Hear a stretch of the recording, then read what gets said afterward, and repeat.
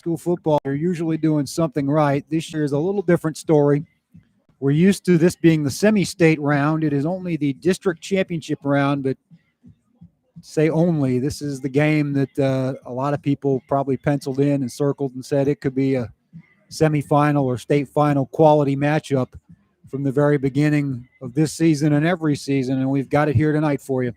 As the Scott County Cardinals coming in with a record of 7-0, hosting the Frederick Douglass Broncos with their record of 5-1, the only loss to a 6A contender in North Hardin. So the two best teams for, I think it's fair to say, 50 miles each direction here in Central Kentucky. They are the two dominant programs, and one of them will march on and be certainly one of the favorites to win the Class 5A KHSAA state title in a few weeks. I am Cal Oaks here tonight again with Chris Wilhite. And Chris, what do you think are the keys on your in your mind to Scott County maybe winning this game? Even though they're the home team, probably the perception is based on last season that they're the underdog tonight. What has to go well? I've got some ideas, but I want to hear yours first on what the Cardinals have to do. I would say, first of all, a couple keys. Scott County's going to have to have some long scoring drives where they can possess the ball and eat up as much clock as they can, try to keep Frederick Douglass's offense off the field. Number two, they definitely have to limit the turnovers. Frederick Douglass I think, had 19 takeaways on the year, which is a big number for five and a half games. So I think that's two of the big keys right there. They're going to have to limit the big plays from Frederick Douglass. They got a lot of high-powered guys on offense, so the more that they can keep those guys in short yardage plays and put a little pressure on the quarterback and make him get around the pocket and move around and make it a little difficult on him.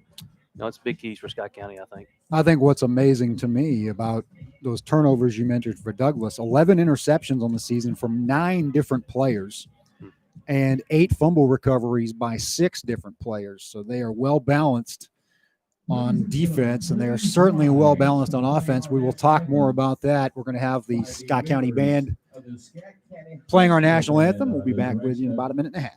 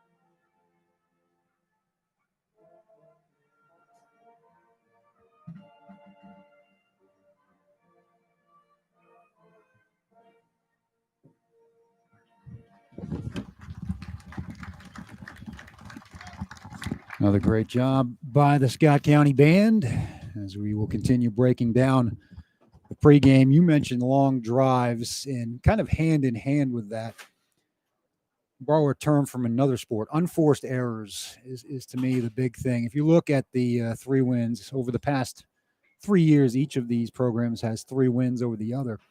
The Frederick Douglass games, the ones they've won, they held Scott County to 14 points or less in all of them. Including a shutout, the only team to shut out Scott County in the past 20 seasons, which is remarkable. But in those games, it was just the fumbled snaps, the penalties, jumping off false starts, just putting themselves in bad situations. And we've seen a couple of games this year where they've had the tendency to do that against lesser opponents. Is there any way to mentally guard against that in a game like this from your perspective as a coach? Looking across sports, of course, but I mean, just to knowing you're coming into a big game. Sometimes those things are just happen by nature a little bit. They do. Sometimes you get a little rushed when you're playing maybe a quicker opponent or a opponent that maybe outsizes you on the front line or something like that. But you talk about those earlier games, that's probably just a lack of focus maybe. But a game like this, you think these guys have been preparing for this game for about a month now. We obviously played Grant County last week, but the preparation the last month has been getting ready for this game, and I'm sure they've been tweaking things on offense and defense to get ready for it. These teams were supposed to play in September. That game was canceled due to COVID situations. They were supposed to replay it in October, and that game was canceled due to the ongoing red county status that has now overtaken basically the entire state. Playoffs are a go. In spite of all that, the crowd, a decent-sized crowd, controlled. Again, tickets limited, but we thank you for joining us here on the Bird's Nest Broadcasting Network and NFHS Network and newsgraphic.com. We're about 4 minutes away from the opening kickoff. Talking about that history, it always seems like Scott County has played better the second time around or in the playoff game these past 2 years. Of course, 2 years ago, the memorable 28-27 win. That's really the only close game in this series. I feel like tonight's going to be close no matter what. I feel like, maybe I don't know if that's me being optimistic or not, but I think Scott County matches up better with Frederick Douglass than they have maybe last year or even the year before that. That game 2 years ago, Brian Hudson took it over. Right. Bronson Brown, Glenn Covington took it over. There were, Scott County had some studs. This year, it really has been on both sides of the ball by committee, and that's what impresses me about this Cardinal team. As for Frederick Douglass, we've talked about their star power. It starts with the two receivers. You've probably heard or read their names. Dane Key, Dakel Crowdis. Key is a junior. Crowdis is a senior. And they are both future D1 players. They always seem to find a quarterback who can get them the ball. This year, that quarterback is Samuel Cornett. He transferred in from Washington State. His family had deep roots here in Central Kentucky. So he is a strong-arm, tall junior. He threw, I think, 4 interceptions in his first game of the year against North Hardin. Has only thrown one since, and that was last week, a tip ball against Gray Crossing. So Douglas hasn't done a lot to beat themselves. One thing about that game, and we were talking about it off the air, last week Gray Crossing was kind of victimized. 5 of the 9 touchdowns for Douglas were on kick returns or on interception or fumble returns. If you find a way to minimize those, that was a 1-score game. And I think that, right, again, in a playoff game just underscores the importance, as we always say, defense and special teams, right? Well, we talk about the past history, the game last year in the playoffs. I think we shot ourselves in the foot 3 or 4 times early in the game. I think we had a bad snap on a punt. We had a short punt, and we gave them the ball inside maybe the 25 3 times in the first half. I think we held them to a field goal on one of those. The defense made a good stand, but the game ends up being 24-14. So you take away a couple of those short fields for them and make them, have to drive the length of the field and make them work for it a little bit, and you can see what happens. And the other thing I've seen from Douglas over the years is they have a tendency to implode a little bit if they're in a tough game. You sometimes see them take a lot of penalties compared to some of the other opponents. And if you can get them to put themselves in those negative down and distance situations, I think you give yourself a better chance. So the team that can eliminate that self-inflicted stuff is going to give itself the upper hand here tonight. As the red LED strobe lights, whatever you want to call them, are going off here as we've got the AC/DC cranked up and ready to go. It's good to be at home. Scott County has not hosted this game, Chris, since 2017. The last 4 of them have been over at the farm. So as Scott County takes the field with the train whistle and the banners and the military flags and the United States flag. Both these teams very balanced defensively, as we mentioned. They swarm to the ball. On the Scott County side of things, you want to keep an eye on A.J. Young, Cade Tackett, Andrew Wilhite, Campton Martin has the 6 interceptions, so he'll be a key in the pass defense game against a team that likes to air it out. I would say Jeremy Hamilton would be a big key, too. I would say he has been against this team in particular over the years. It'll be curious to see if they line up a certain man over top of Dane Key each time or if they just, play to that side of the field. I would think Jeremy would be a very good matchup. Campton as well. And Jeremy, just a heavy hitter. I remember his freshman year, he just laid a guy out. I believe it was in the regular season game over at Douglas, and I knew that. I said, yep, he's a guy we're going to be watching for the next 4 years, and he's going to be a factor in this series. As Douglas will kick off, going from left to right, the Cardinals going from right to left on your radio dial or on your TV. Number 92 kicking off for the Douglas Broncos, Cooper Ranvier, and we are underway. Ball taken at the 8-yard line. Good space up the middle and toppled at the 29. Is that Campton Martin? That was Campton on the return there. Campton Martin with the 17 total touchdowns. He's done it by every means you can imagine. Special teams, defense, running the ball, catching the ball.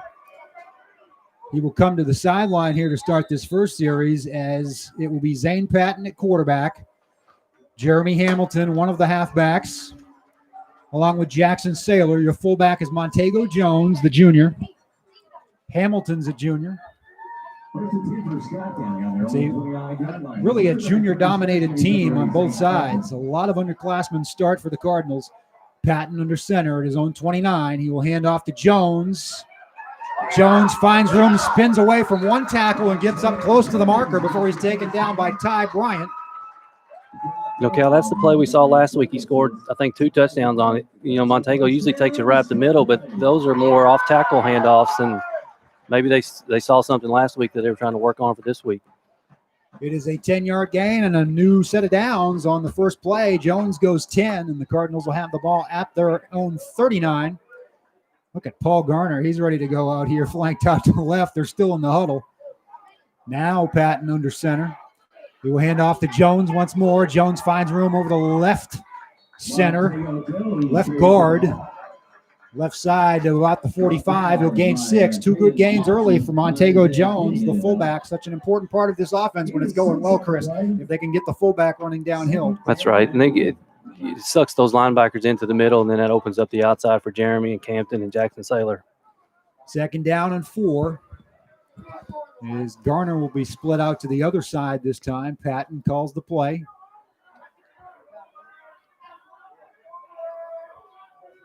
Another handoff. This one's to Hamilton over the right side. He will gain a couple before he's stacked up by the Broncos there. So it'll be 3rd and short.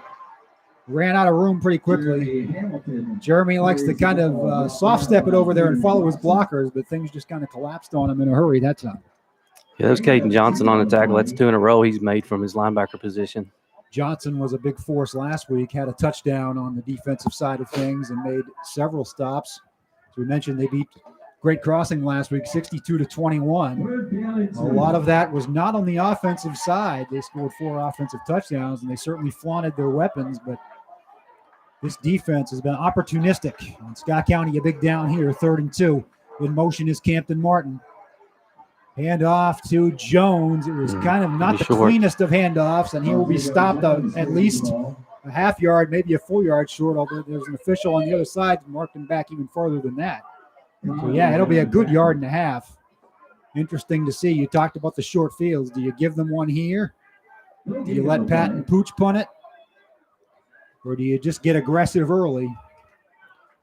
McKee thinking it over. He's got plenty of time, 20 seconds on the play clock. Patton running it in. Looks like they will go for it, although, as we said, Patton could just drop back and kick it. Might be a case where you try to draw those guys offside. Their defensive linemen are pretty amped up right now, so maybe you try to, draw them off sides, and we end up moving ourselves. And now that's going to take the decision-making process away. And we mentioned those self-inflicted mistakes. And there's one, as it will be 4th and 7. The Cardinals will have to kick it away.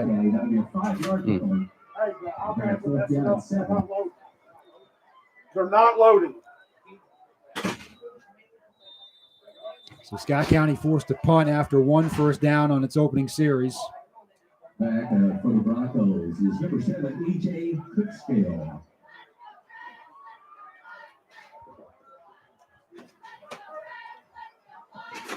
It's a short kick, very short. It skies out of bounds just on the other side of midfield at the Douglas 48.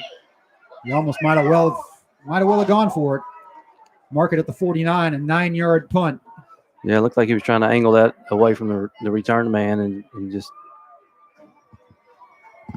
a shank, and Douglas will have great field position to start their first series at their own 49.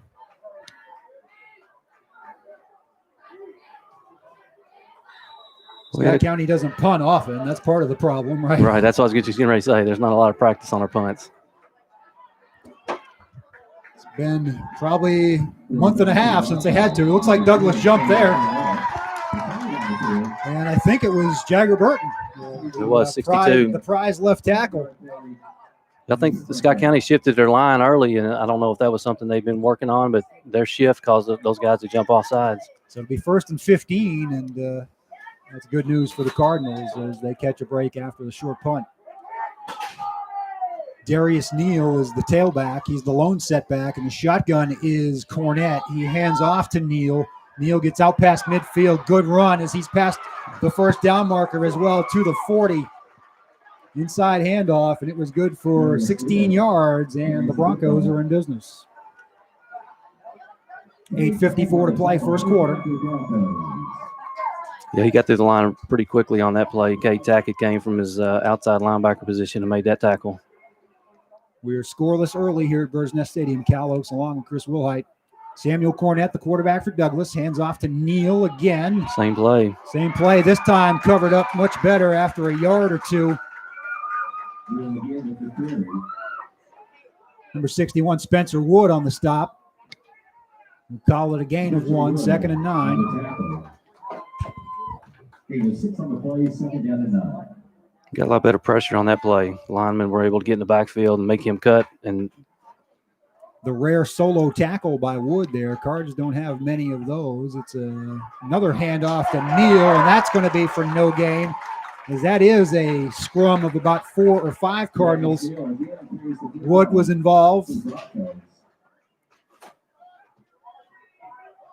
Kevin Herbert didn't make that tackle, but he was in the backfield. He was the first one to slow Neal down. He was influential. Jonathan Berry and Cade Tackett were there as well, and it's going to be 3rd and long. Call it 8. And the first time we'll probably see the Douglas passing game. They've got 3 receivers to the left, and Cornett will roll that way. He will keep it looks like. Nope, he will throw it, and it's that's going to be a touchdown. Yep, Dane Just Key. gambled. It was Dane Key was in single coverage in the flat. Do we have a flag? No, they need to check and see if the quarterback was not maybe across the line of scrimmage. He was way downfield. He was right at it. They blew a flag. They blew a whistle and threw a flag, I think. I don't know. Yeah, the flag is back here even with the line of scrimmage. I think the quarterback was past the line of scrimmage when he threw it. He was right on the nose. I know that. There's a flag on the field. Yep, it's going to be an illegal man downfield, Yeah. actually. So they're not going to say it was on the quarterback, but it was a play that took a long time to develop, and as such, one of his tackles or guards got a little too far downfield. Right. Cornett's going to face 3rd and long, so first bullet dodged by the Cardinals tonight. And I think the lineman probably thought he was going to run it. He had a lot of open space. Obviously, worked out good to throw it. The guy was able to get in the end zone, but he had a lot of room to run that one. Yeah, he could have kept going and probably got the first down and more. So, as we said, a break for the Cardinals, and now it's going to be 3rd and forever for, well, actually, they're going to mark it. Where are they going to mark it? About 30 and 12. This is the problem. The mark, the first down marker should be at the 29, I think. But anyway, it's 3rd and long. So look what Scott County tries to do to get a little pressure on Cornett this time. Looks like he's going to have a timeout. I guess they're going to say it was 5 yards from the spot. That's right. The original line of scrimmage was the 37. Douglas is going to have to burn a timeout with 7:23 remaining, because they were a little bit discombobulated, as I kind of was, trying to figure out where the ball was going to be after all of that. It's going to be 3rd and 12, and the upshot of it. Dane Key, you got to be careful not to sell out and gamble too much on some of these throws like that, because Key just turned it and ran, and there was no red shirt within sight after that. Kind of hold your ground as much as possible. Right. Just keep them in front of you. Make them. You have to run another play to get in the end zone. But we've got them third and 12 this time, and see if we can get a little pressure and make them play behind the chains as much as we can tonight. Scott County here by virtue of its undefeated record in the regular season. First time since 2013, 7-0, the second-ranked RPI in the state. So if they are fortunate enough to win tonight, every playoff game from here on out, other than states, would be right here. Certainly, first things first, as Douglas, one of the best teams in 5A and all of Kentucky, regardless of class in here. They will hand that off to Crowdus on the end around, and he gets a block, but that's going to be an illegal block. Yeah, that one's going to be called back too. For the second time, a touchdown is going to be to no avail. There's number, I think it was Key that threw. It was Key. Yeah, it was pretty obvious on that. They had two guys out there actually blocking, and both of them had hold of our two cornerbacks. It's going to be third and even longer now. Holding against the offense.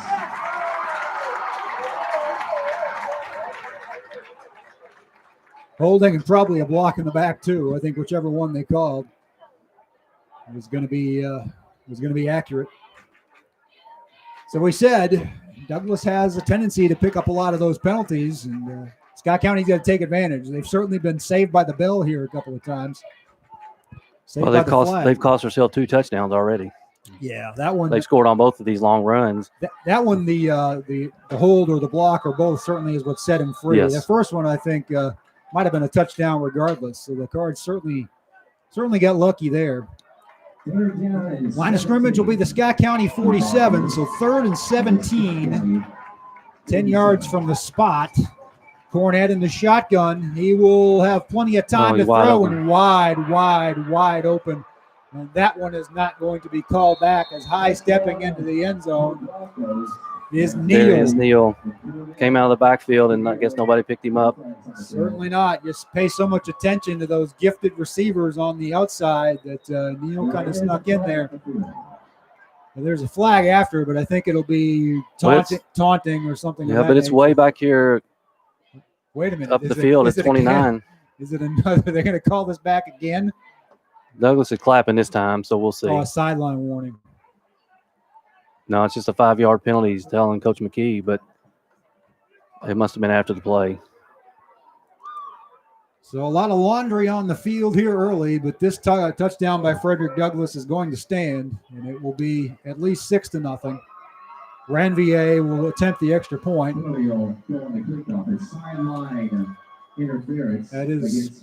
That is a sideline warning, sideline penalty. Call it what you will.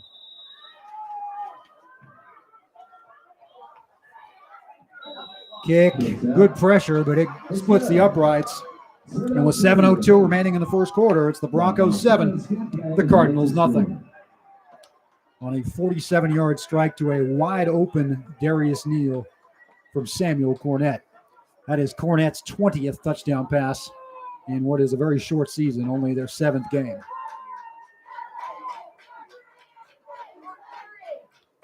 The Broncos strike first.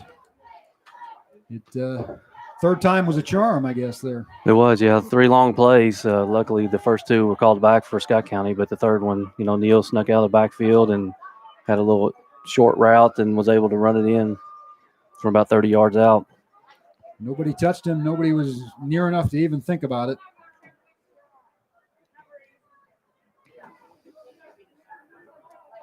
Well, Scott County just needs to answer right here. We started off 2 or 3 good plays and got a couple first downs, and then we just need to finish this drive coming up. Back for Scott County, number 5.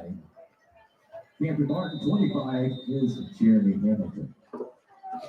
Kickoff, Ranvier. Taken at the 9-yard line. Out 2 and across the 30 goes Jeremy Hamilton before he's taken down. Once again, the Cardinals go to work. First drive, 1 quick first down. They were stymied on 3rd down, and then a penalty forced them to punt. The punt didn't go very far, 9 yards, in fact. That was like Isaiah Kinney in on the tackle there. He's a sophomore, very good basketball player. For what that's worth. It's worth a lot. We've seen the athleticism of this Douglas program, not only in football but in basketball. You mentioned last week, played these guys 4 times last year, and got 1 win, but the other 3 games saw the full effect of the depth that they bring and the strength that they've been able to build. Saylor with a gain of 4 on first down, took the handoff to the left side. That's what you kind of got to do, just nickel and dime it and try to, as you said, keep long possessions and score. Keep that offense off the field and score yourself is about the only way. Campton Martin goes right. He will get past the 35, but not a lot there. 3rd and 3.5. Last week we got a lot of long runs from the right-hand side. Looks like Douglas is stacking that side of the line. They're going to have to pick their spots, and you're going to have to be strong in all areas. You're going to have to find the itch and scratch it, I think, is the best you can hope for with this Douglas defense. They're very quick to whichever side you go to. And we saw early in the season running east to west when we played Bryan Station. It was tough against a team that brings that kind of quickness. It's Martin coming left. He will get the first down before he is dragged down. High tackle. And they will move the chains. Second first down of the night for the Cardinals goes to Martin at the 43. That was a good run by Martin. He was able to stiff arm the first tackler and able to get 4 or 5 extra yards, which they enabled him to get that first down. Back-to-back carries for Martin yields 9 yards to the senior, who has been, as we said, versatile in all facets. That puts him over 400 rushing yards. He has 12 rushing touchdowns. He's caught 3 passes, all for touchdowns. That's another run up the middle. That'll be Tago Jones. Will pick up 3. This is a typical Cardinals wing T drive that you need to have in a late November game. Yeah, picked up 3 on first down, so, second down's manageable here. Forward motion. And they were able to kind of shut down that fullback dive the past couple of years, and that's been a key to stopping Scott County for Douglas. Hamilton running wide. That's not going to work as he's going to be taken down for a loss back to about the original line of scrimmage. And it's going to be 3rd and 10. Call it 9 at the 44 of Scott County. So, again, not what you want. 3rd and long if you're the Cardinals. That's certainly almost assuredly a throwing down. Maybe not against the lesser opponent, but against Douglas, you'd think it would have to be. Had some success last week on, with Paul Garner on the outside, maybe a 10-yard curl pattern or something. Threw that little hitch. And that worked for a 20-something yard gain. Instead, they will hand it off to Saylor. There's just nothing there running laterally. There's number 9 for Douglas. That's Sigel McNeil. And he gets the solo stop there for loss of another yard. And once again, it's a punting situation for the Cardinals as the clock ticks under 4 minutes to go. Here in the first quarter, 7-0 Frederick Douglass Broncos on top. Martin will drop back to punt. The first one went 9 yards. Got to get a better one here. But, of course, you don't want him to return too many kicks either. That's a well-placed kick, and it gets a good Cardinal bounce back inside the 20, and that's exactly what Scott County needed. They will down it just this side of the 15. So a great punt by Campton Martin to get the Cardinals out of a little bit of a hole. Yeah, that's 45-yarder with no return, so you can't ask for much more than that. It will help your average certainly after the 9-yarder. 1st and 10 from the 16 for Douglas with 3:24 remaining in the first quarter. They lead 7-0 on the touchdown by Darius Neal. A 47-yard strike from Samuel Cornett. Cornett, the junior, has thrown for just shy of 1,000 yards on the season. 3rd different starting quarterback in the past 3 years. That Douglas has been super competitive with Scott County in this rivalry. As the first carry doesn't go for much. Scott County swept the series in 2017. Both those games were at Toyota Stadium. And then in 2018. First one went to Douglas as a shorthanded Scott County team took it. They fought hard that night, but fell shy 28-10, and then the Cardinals got revenge. First meeting of the season, as we mentioned, Cornett will throw quickly over the top, and they will get the first down over toward this side with Crowdis. He will be out of bounds at the 31. They just have so many options, Chris. They're all over the field, yeah. It's hard to. That was a very well thrown ball. That was about a 5-yard out, and he put it right on the money, and he was able to pick up a first down. Yeah, you got to think playing with weapons like this gives a quarterback like Cornett the ability to show. And he's already got Division I size at 6'6", 6'7". He will hand off to Neal. Neal breaks the first tackle, gets to the second level. He's past the 40, and another first down for the Broncos out to the 43. So the Broncos were pinned back inside their 20, but they've quickly moved it out close to midfield now. They'll start with a fresh set of downs at their own 42. It looked like they had him bottled up on that run on the inside. He just bounced it to the outside, and I guess we just didn't keep good containment on that one. You got to stop them there. You've got to get 2 or 3 helmets to the ball. Hand off to Neal after a high snap. He will once again find room off left tackle out close to the midfield stripe before he's brought down by a flock of Cardinals. It'll be 2nd and 4. Andrew Wilhite in on the tackle. Andrew Wilhite, one of the tacklers there. 2 minutes to go here in the opening period. It looked like Wilhite and Campton Martin on that play. And if they're making tackles, that means Neal is getting past where the Cardinals want him to be. That's right. Last week all the linemen made all the tackles. So this week, we're getting a lot of tackles by Martin and Wilhite. Secondary. Yeah, that's right. Another run for Neal. He gets stopped this time for no gain, so it'll be 3rd and short. It was Elijah Adams on that play. Yep, Elijah Adams, number 41. A.J. Young was there as well to provide some help. 3rd down and 3. Broncos up 7-0, looking for more. And it's an important defensive series for the Scott County Cardinals. Battle of teams that have state title aspirations for sure. Unfortunately for all of us, they play here in the second round. As last year, the KHSAA went to that basically district format for the first 2 rounds. It's an inside handoff, kind of a shuffle pass. It will be a first down as number 3, Cameron Dunn. Last year saw him play a little bit of wildcat quarterback. They've kind of used him as a slot receiver this year. He's got some speed, and he shows it there coming toward the Scott County sideline, out of bounds at the 44. Tough run on the outside. I mean, they tackled number 12, Cody King, with one of their linemen. So I don't know. That's tough not to call that play when he's running right at you and he tackles the guy who would make the tackle. That doesn't help. Yeah. The last series was held up for the Broncos by a couple of those holding calls, but maybe got away with one there. 1st and 10 at the Scott County 44. Again, Cornett rolls to his left. He finds his man. It's Dunn. And Dunn will be out close to another first down. They'll knock him out at the 36. So it'll be 2nd and 2. Andrew Wilhite takes it out. Wilhite with another tackle over on the far side. Yeah, they on the play. 2nd down and 2.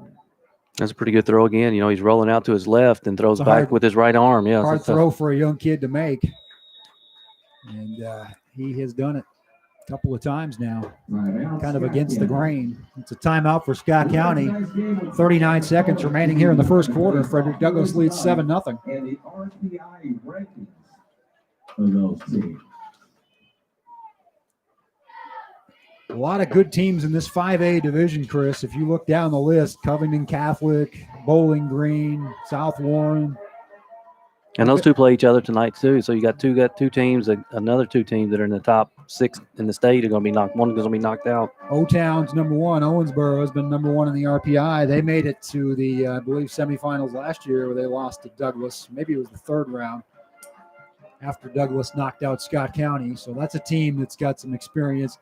I venture to say out of the 6 classes, probably the deepest in terms of what the quarterfinal field will be when it is set after tonight. You know, some very good second round games. You got Covington Catholic playing Highlands. That's two Rivals for sure. Storied programs up there. Every time you turn on the TV, you see a Covington Catholic alumnus doing good things in college, whether That's it's right. Mayer at Notre Dame or the other Mayer quarterback at Miami of Ohio. Some crazy talent. Another Quick throw. He faked the handoff and then spun down at the 20. Looks like Key. That was Key at the Campton Martin on the tackle. On the far side, Martin threw him down hard, but not before another Douglas first down as we come down to what will probably be the final play of the first quarter once the clock restarts. 31 seconds remaining. Douglas on the move. They've gone from their own 16 to the Scott County 21 on this series. Just systematically matriculating it down the field. A little bit of run and a little bit of the pass. It's Neal again. Lots of room at the point of attack, and he's going to score easily. His second untouched touchdown of the night comes with 10 seconds remaining in the first quarter. And Frederick Douglass is in early command here. It's an extra point away from being 14-0. Yeah, that was just right off the right tackle, and they had spread out. They had 5 wide receivers again, so the defense was very spread out, and he was able to get right up the middle. Just tough to stop. He had a cavernous hole at the line of scrimmage that I'm not going to say you or I could have run through. Maybe you, but not. Certainly a lesser guy than Darius Neal could have run through it. And we could have got through there. I don't know if we got the 21-yard gain, though. I'd have been huffing and puffing by the time I got to the 15. Looks like they're going for 2. They are. They're going to try to kick them while they're down, I guess. It's done, as we said, in the Wildcat. He's going to go left. Good pursuit's going to stop him. So it'll be 13-0. That did not work. You see who made the tackle? Yeah, that was Elijah Adams, strung him out, and then looks like Krebs finished it off. They did a good job of setting that in that time. They were obviously running an outside sweep for the quarterback, and we were able to turn him back inside, and Krebs filled in and made the tackle. So it's been the Darius Neal story here in the first quarter. Twice untouched. Once a 47-yard pass from Samuel Cornett, and this time a 21-yard run. Saw an interview with Darius Neal on the radio or the internet today. Very well-spoken young man. Had an older brother, Devin Neal, that was a very good player.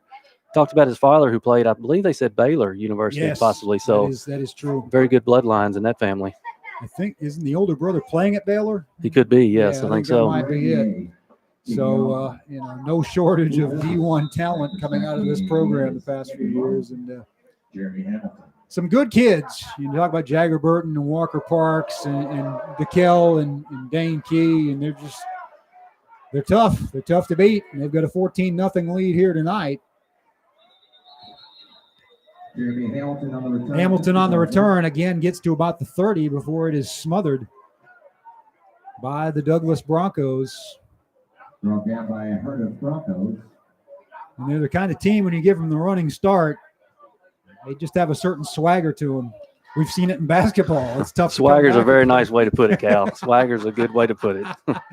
We've seen it in basketball. It's tough to come back against. I think sometimes they help your cause a little bit with that swagger. They do. I think we've seen that on the basketball. There's some teams you like to play ahead of, and obviously Douglas is one of them. Put the pressure on them and make them have to fight back. You don't want to chase them all night long. Hand off to Tago. He'll get good effort as he surges forward for 4 yards. As the first quarter comes to a close, it was mostly Frederick Douglass, and it was all Frederick Douglass on the scoreboard as they lead 13-0. Teams will change ends.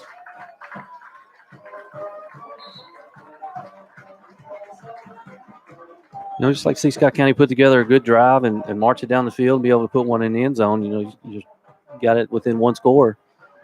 That's it. I mean, they've been able to move the ball a little bit, but they've been stopped in short yardage situations. It hasn't been self-inflicted. Douglas has earned it with some good tackling. I think Coach McKee's got them all on the knee right there at the 50-yard line. I think he's trying to pump a little extra motivation into them right here.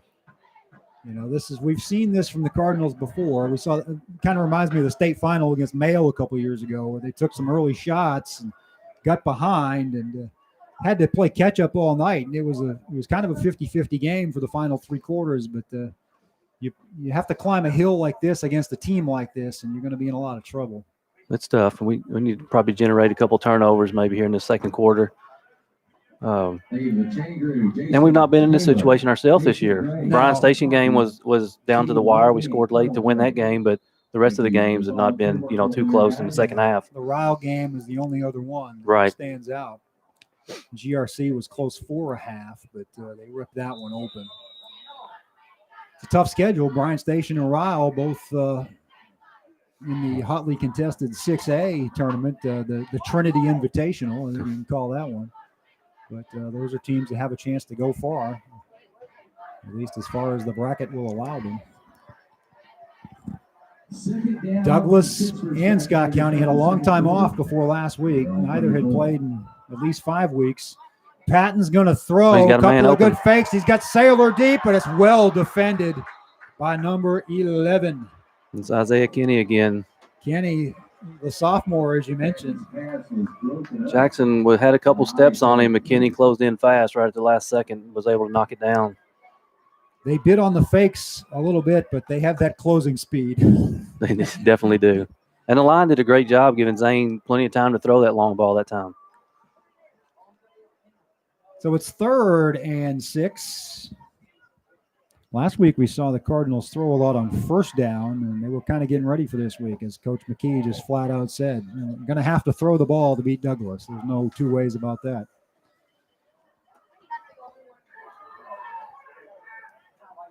Another throw, same play. This one's a slant. It'll work for a first down as Cam Lay over the middle will have it at the 42. So each drive has brought one first down, but they haven't been able to string them together. That was a good job by Patton. He stayed in the pocket, got hit right as he threw, and was able to hit Lay on the quick slant. That's not a play that the Cardinals run a lot. They like to run that. Yeah, that was a backside slant from the opposite side. They Yeah. like to go deep. They like to run the hitch. They like to run the wheel, but you don't often see that slant. It works for a 6-yard gain and a new set of downs. 11:27 to play in the half. They will run wide with Hamilton. He will spin to the 45 before he's taken down after a gain of 3. Bryant was there among others. McNeil. At the 45-yard line of Scott County, SC has had it right around midfield every time. Just it's been there's been a wall there after that. Yeah, like you said, we've been able to get that initial first down. Now we got to string together 2 or 3 this time. Zane Patton, senior quarterback, under center. He will keep it, and that's not gonna go for a sack, or actually a loss of 3. It was a design run, so don't call it a sack. Haven't seen Montego Jones on the field for this series. Now he's coming out there. About 3 or 4 plays, he was on the sideline. The last play of the first quarter, his helmet got ripped off, so I don't know if that had something to do with it maybe or Might have not. been an equipment issue. 3rd and double stakes. Call it 13. So that's not the kind of situation that SC can afford to be in. We've said what a problem that was over at Douglas the past couple of years when they got behind the markers. Inside, little counter. That's just not going to work. They came from left to right. Campton Martin gets back to the original line of scrimmage, but 4th and 10, and Martin's going to have to kick it away. Big spot for the Cardinal defense coming up, as they have got to find a way to get off the field and keep Frederick Douglass off the board, or this one's going to get out of control.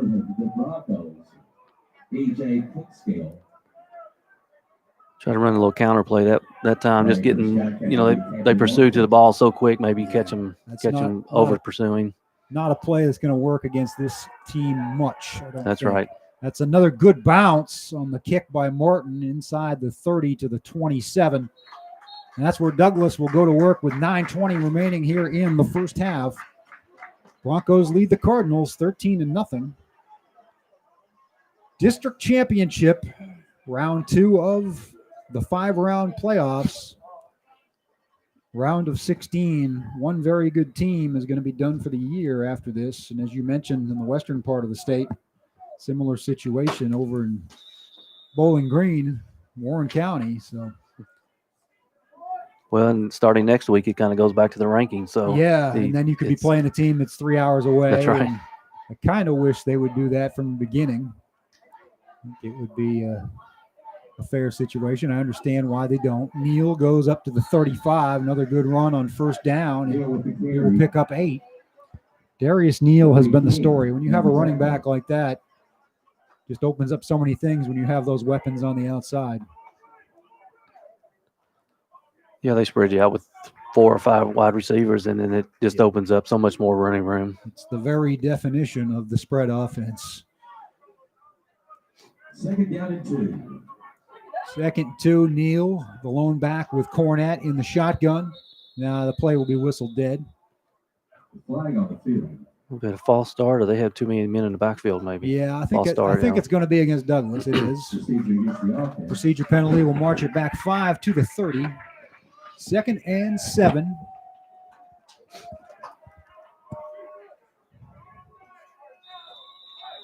You know, maybe a tip ball at the line of scrimmage, or one goes through their receiver's hands. Maybe we can pick one off right here. Takeaway is the best friend that Scott County could imagine right now. 2nd down and 7. Douglas has hurt itself. About the only negative for them has been the penalties. Cornett fakes to Neal, throws the slant. Great defense by Hamilton to knock it down.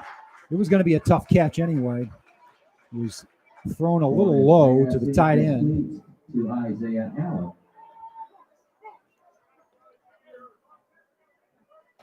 That was good coverage by Hamilton that time. He was right on him. Hamilton, And the throw was just barely off. yeah, no, it was a bullet. 3rd and 7. Cornett hasn't thrown many off the mark so far. I mean, they've needed him to. He throws well on the run, as you were saying too. If you give him time to set his feet, he's got to be especially deadly. So we've had him 3rd and long several times. Let's see if we can stop him this morning. Let him off the hook. He's going to roll to his right with Cornett. It is tipped. There you go. Good pressure that time, and I think Herbert maybe got the tip on that. He did. He's a tall drink of water. It's 6'4", 6'5", 270 pounds. And Herbert makes the big play for the 3 and out that was sorely needed. Good. So we got our stop we've been talking about. Now we should have better field position than we've had any of the other 3 drives.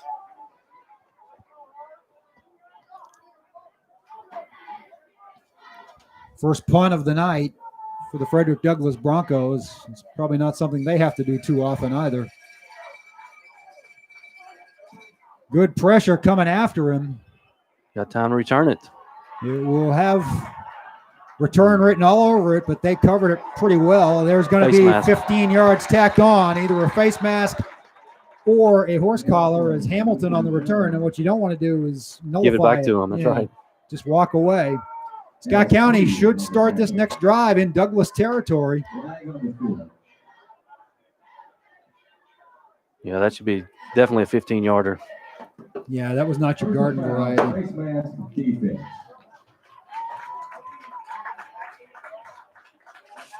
So, great field position for the first time. Scott County will cross midfield.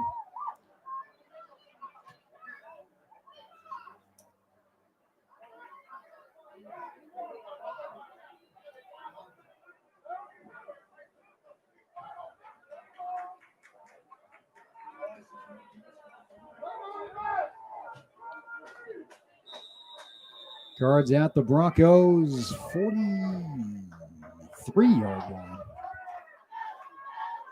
First and 10 for Scott County. And Broncos. All right, see if we can take advantage of this short field that we were able to get this time.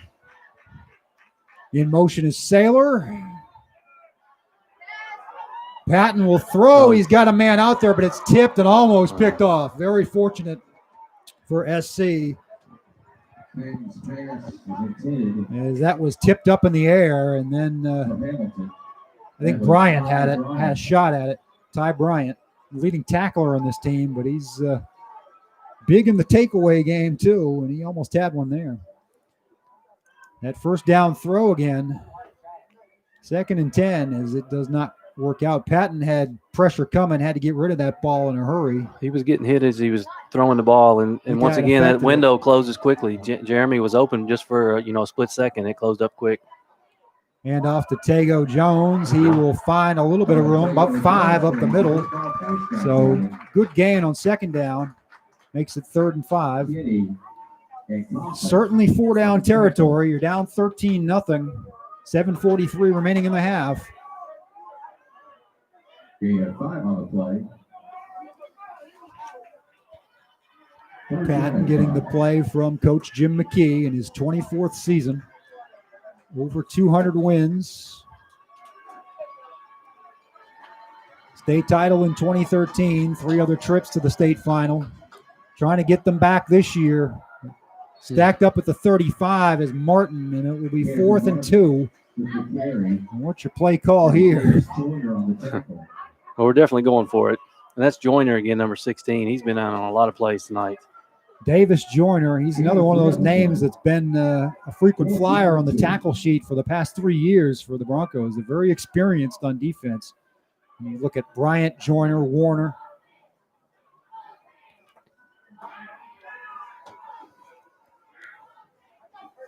Obviously, a big play here. We'll pick up the first down, keep this drive going. I think it's essential at this Lets point. us stay in this game. Cardinals down 13-0. They need 2 yards. It's a handoff to Jones, and he won't get it. He's He got got the stacked very up. good Well, he spot. got This- a very, very, very generous spot. Yeah. The guy on the Scott County sideline gave him a good spot. The guy on the Douglas side was maybe just a little bit behind. Jonathan Berry certainly thinks they got First it, and down. they do. Wow. I'm happy to be wrong, as he certainly looked to be stacked up a half yard short. We've got some first quarter stats as we're closing in halfway through the second quarter here, so we won't belabor the point too much. But yards in the first quarter, total yards 158 to 48. That tells you the story right there.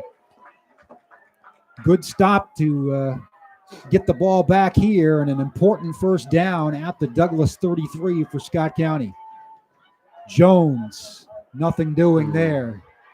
As if they give him his forward progress, which they will, it'll be no gain. Carries the ball.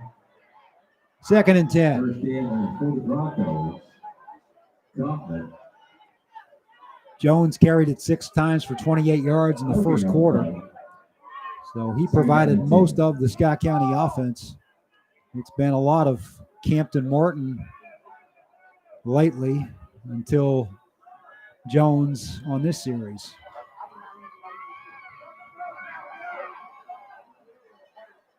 Patton under center. You got a man in motion coming this way is Lay, or rather Martin. He will fake. He will look to Lay and the right. Guys, what a catch on the sideline is Cam Lay sliding at the 20 for another Cardinal first down. Great throw by Zane that time. Put it right on the money, right in between his numbers. Right where only his man could get it. That's a key.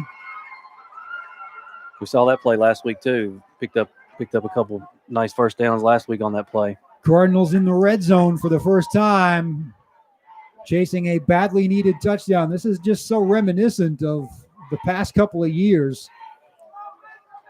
2 years ago in the regular season game, there was a goal line stand in the second quarter that if the Cardinals had scored there, really could have made it a different game.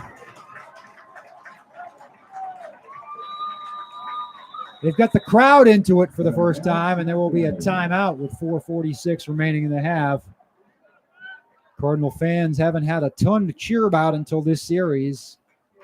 Certainly fueled by the face mask on the punt return that gave them good field position. They've taken advantage with a couple of first downs here. It's pretty neat to see right there.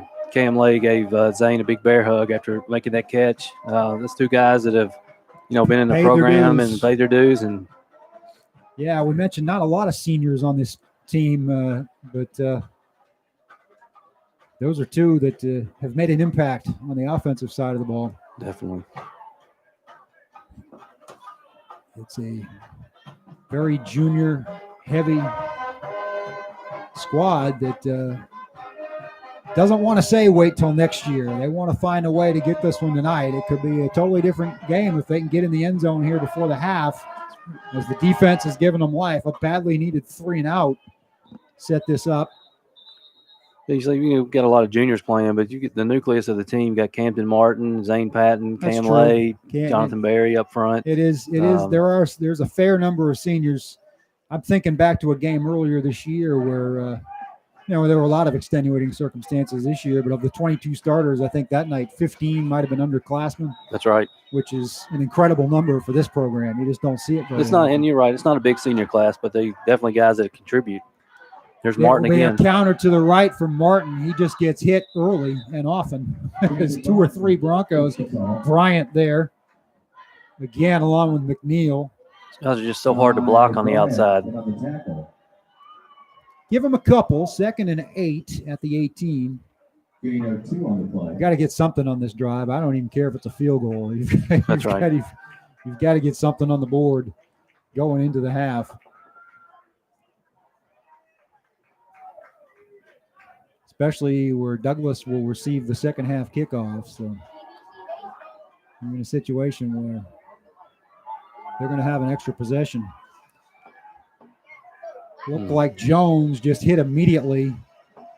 Just nothing there whatsoever. Number 52, Romarion Warner.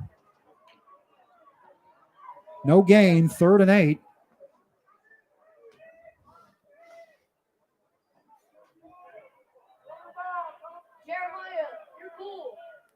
It's a big call here as they've been able to hit a couple of throws, but it's different when they're expecting it, I think.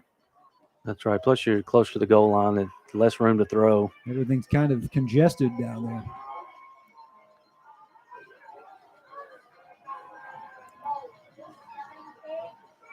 Patton will throw or try. He kind of throws it back, but he does it. Sailor, touchdown!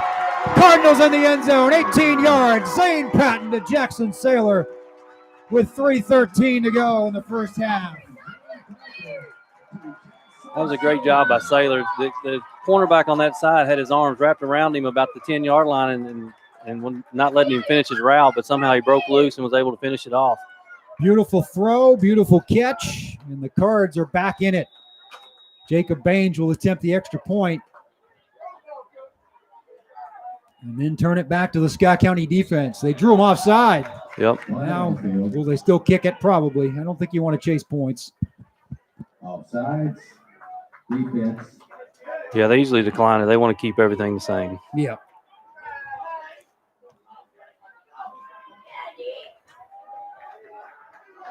Looks like they maybe changed up their snap count on that one. A little bit. Definitely got that guy on that our left side, their right side of their defense, their special teams unit. As Baines splits the uprights and makes it 13-7. And now a huge defensive series for the Cards to keep it that way. Huge offensive drive. Like we talked about, we were able to get a stop on defense and had a short field and were able to, pretty good time-consuming drive and were able to finish it off with points. Sailor the catch, Patton the throw. Cam Lay had a big grab to keep the drive, to extend their drive. Yeah, a couple of very nice throws by Zane on that drive to keep the drives going. And a good job by those guys to get open. It's not easy to get open against these guys on defense for Frederick Douglass. Cam Lay's catch, probably the biggest of his career, I would say there, in a big spot to extend that drive and lead to the touchdown by Jackson Sailor.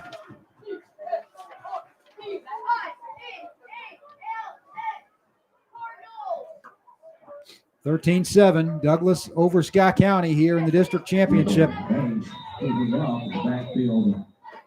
Baines to kick. Obviously a directional kick on this one. I don't think you want to take too many chances with their ability on special teams. And that one was inside the numbers. Once again, they get free. 40, 30, 25. That's a block in the back. Yep, that's going to be wiped out. And that is very fortunate for Scott County. I saw last week, even with the directional kicks that Great Crossing tried, they got burned twice. It doesn't matter what you do, it seems like. Well, and here's the difference. Last week, we were able to get it between the numbers and the sideline. That one was inside the mascot head, so that's just a big difference, yeah. You got to get it closer to the sideline. Wasn't a very smart play by Douglas. They had a block in the back against the kicker. He was the only man left. He wasn't going to make that tackle, and the guy still felt like he needed to push him down anyway. So the flags have cost Douglas, it cost them here. They're still going to have great field position. As if it's marked back 10, it's going to be at the Scott County 30. And that's where they're going to put it down. So good return instead of a great return for the Broncos, but they've got plenty of time with 2:58 remaining in the half. 13-7 lead, and they know they're going to get the ball to start the second half. So crucial defensive stand for the Cardinals if they can get it.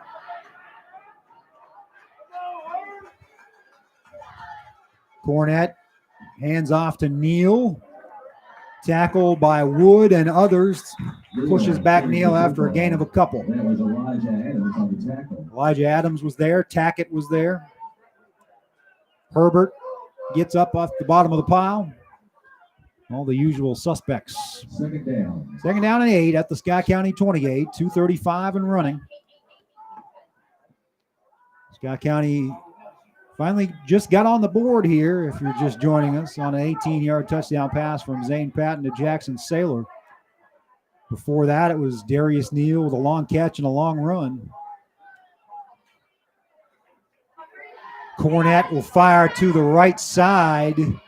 It is Crowdus. Yeah, Crowdus, and he gets inside the 10, so it'll be first and goal. So many weapons, and Cornett puts it right on the money. It's just another quick out, and he was able to get about 10 or 12 yards after the catch. Crowdus escaped inside the 10 to the 9. 2:08 to play. Another sideline warning. I think this one's on Scott County. You got to get a turnover here if you're Scott County. And if you're Frederick Douglass, this is just what you wanted. You want to answer quickly. Hand off to Neal. Taken down after another short gain. Neal with the carry. Elijah Adams again. Adams again. It is Adams. Second and goal from the 8. Maybe the 8.5. He didn't get much of anything there. Douglas going to be content to use up most of this time if they can. They're in the catbird seat with a 13-7 lead.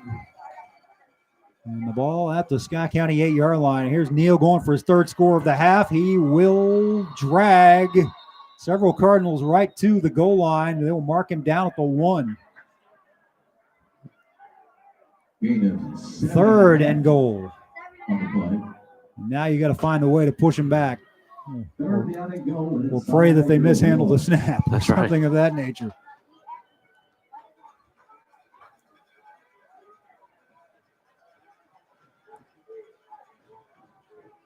In the shotgun is Cornett, as always. Hands off to Neal, untouched for the third time. Into the end zone, this time into the Cardinal red end zone with 56 seconds remaining in the first half. Now we have another flag, timeout, because they're probably going to go for 2, Right. since they botched the last one. It wasn't really botched. It was a good play by Scott County at the time. It's just tough when you give them a short field. They have so many weapons as it is, and then they start from their own or our 30-yard line. It's just a Kick return was makes it crucial. tough. Crucial. You almost want to squib it or something, but then you still give them a chance to return. I don't know how you stop this team. Like you said, you got to find a way to get it between the numbers and the sideline. It's tough to do without kicking it out of bounds, and they're going to start at the 35 or the 40 anyway in that case, but maybe that's better than 30 on the other side. And they knew what was coming. They scooted all their guys up right in that area, so they had prepared for that short kick. Frederick Douglass finding a way. This is only their 4th series, I believe. They scored on the first 2. Got stopped 3 and out last time, but then Neal, his 3rd touchdown of the half. So much attention gets paid to Key and Crowdus, but Darius Neal was the player of the year in 5A in this district, and we see why. He set up a lot of that stuff for them. They will go to Crowdus on the end around. Score, we have a flag. They got another flag. I'm going to guess that's probably holding on the interior lineman there. I would think so from where they threw it. No, illegal shift. Also a penalty you see quite often on a PAT. Right. So they will try the PAT again from the 8. Now will they kick it? Looks like they're going to bring in, they ran that play out of the Wildcat again. They're going to bring Cornett back in their normal offensive set probably. Why not have a jump ball, right? Yeah. You got guys that can go up and get it. They've got Key split out to this near side. Cornett's going to roll to the other side, and it's going to be tipped and knocked away. So the pass is no good, but Douglas goes up 19-7 with under a minute to play in the half.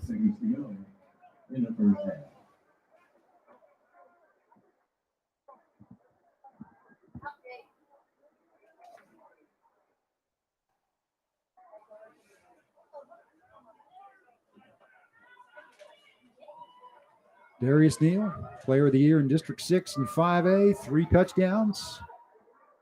All the offense for Douglas so far, at least on the scoreboard.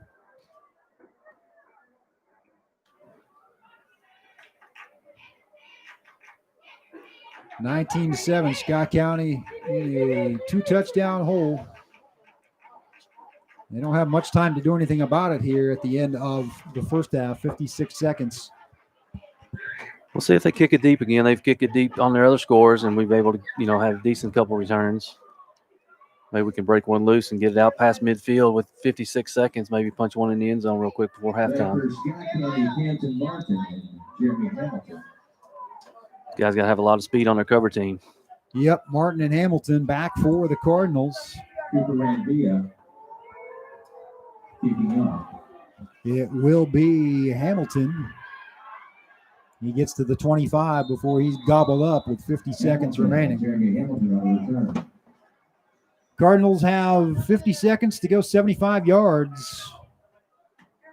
Odds are against it, but we'll see what they've drawn up. Actually, they'll mark it at the 27, it looks like, so a little bit closer. It's kind of a tough spot for Scott County. You want to try to get points on the board, but you also don't want to. Yeah, you don't want to throw an interception it quickly, or something silly and then really let them over the.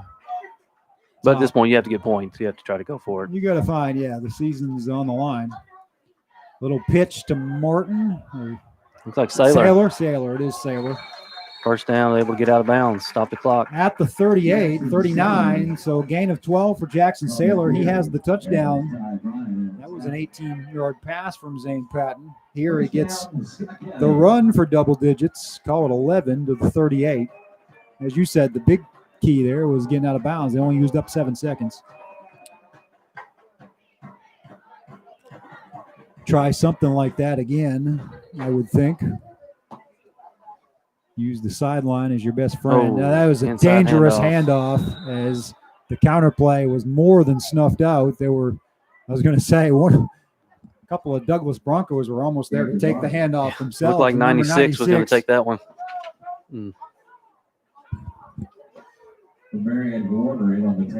They're going to say it's a loss of 4, so I think you're just going to let the time run out here. Nope, maybe run one more play. 10 seconds. Patton hands off to Hamilton. He gets to the 45 to midfield. Get out of bounds. First down. He can't get out of bounds. 1 second left. They got the timeout with 1 second. Clock will stop, and now we've got a flag. What's it for? Should be 15 more. 13's having a little extracurriculaire there. I don't know if he was. Okay, it wasn't a face mask because they waited. It was a late flag. So I don't know if it was for the running of the mouth after. Or it gives us 15 yards. We've got 1 second. Gives you a shot at the end zone here. Gives you a shot to throw one up for grabs. Just you got to make sure you guard against the 100-yard return. That's right. We have 1 timeout left, so we can take it right here. It will be an unsportsmanlike conduct penalty against Bryant. So Timeout, Scott County. They'll march off 15 closer to the end zone. It will be on the 34. Contact against the Broncos.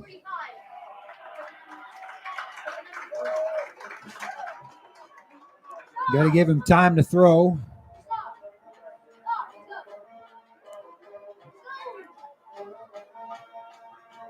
Going to get it inside the 35, 34-yard line. Zane's definitely got the arm to get it there. The other thing is We have to have time to throw it. if you can get even if it falls incomplete and you can draw a pass interference penalty and get 15 yards closer, who knows, right? Right. So you got some Free play. options. They've done the seemingly impossible with less than a minute, giving themselves a chance from their own 27 to the Douglas 34. So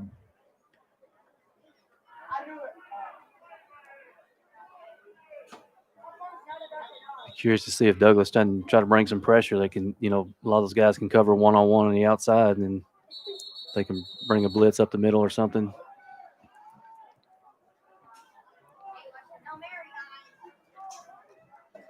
here we go. 1 second remaining.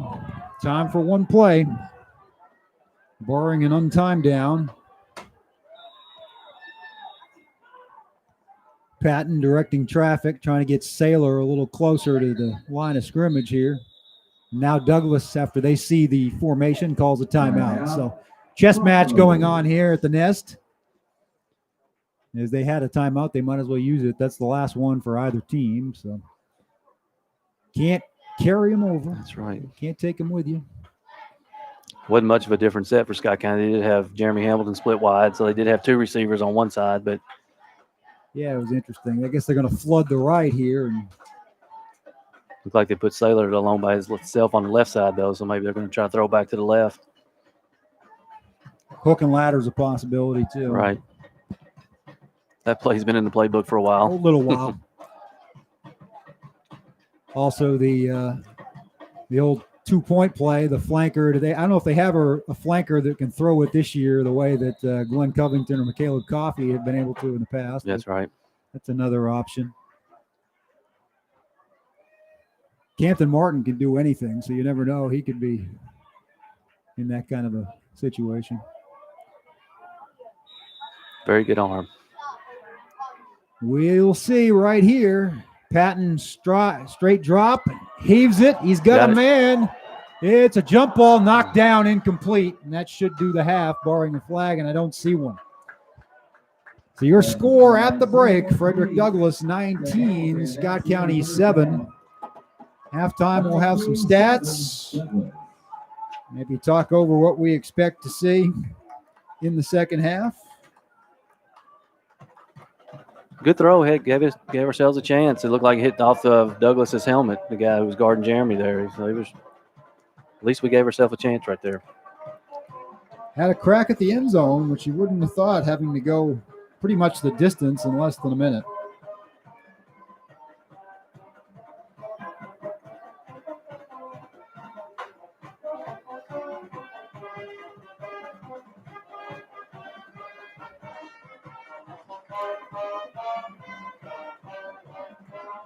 So a good first half, not what you wanted to see on the scoreboard if you're a Scott County fan, certainly, but they're in it. It's been the Darius Neal show to this point. And we talked a lot about those other guys, but he has scored all 3 touchdowns. They've kind of found what works for them, and they're sticking to it, and smart coaching on their part. Yep, they've worked the sidelines with Crowdus a little bit. Key hasn't been all that much of a factor yet, but Neal has,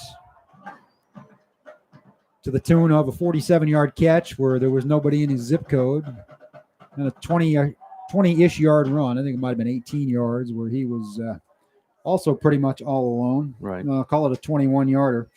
And then the 1-yarder most recently after the long kick return.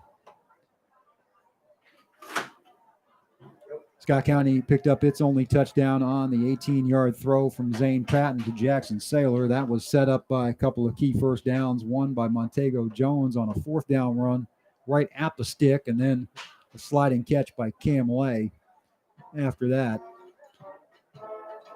Yeah, Scott County put together a great drive and answered, the first 2 touchdowns.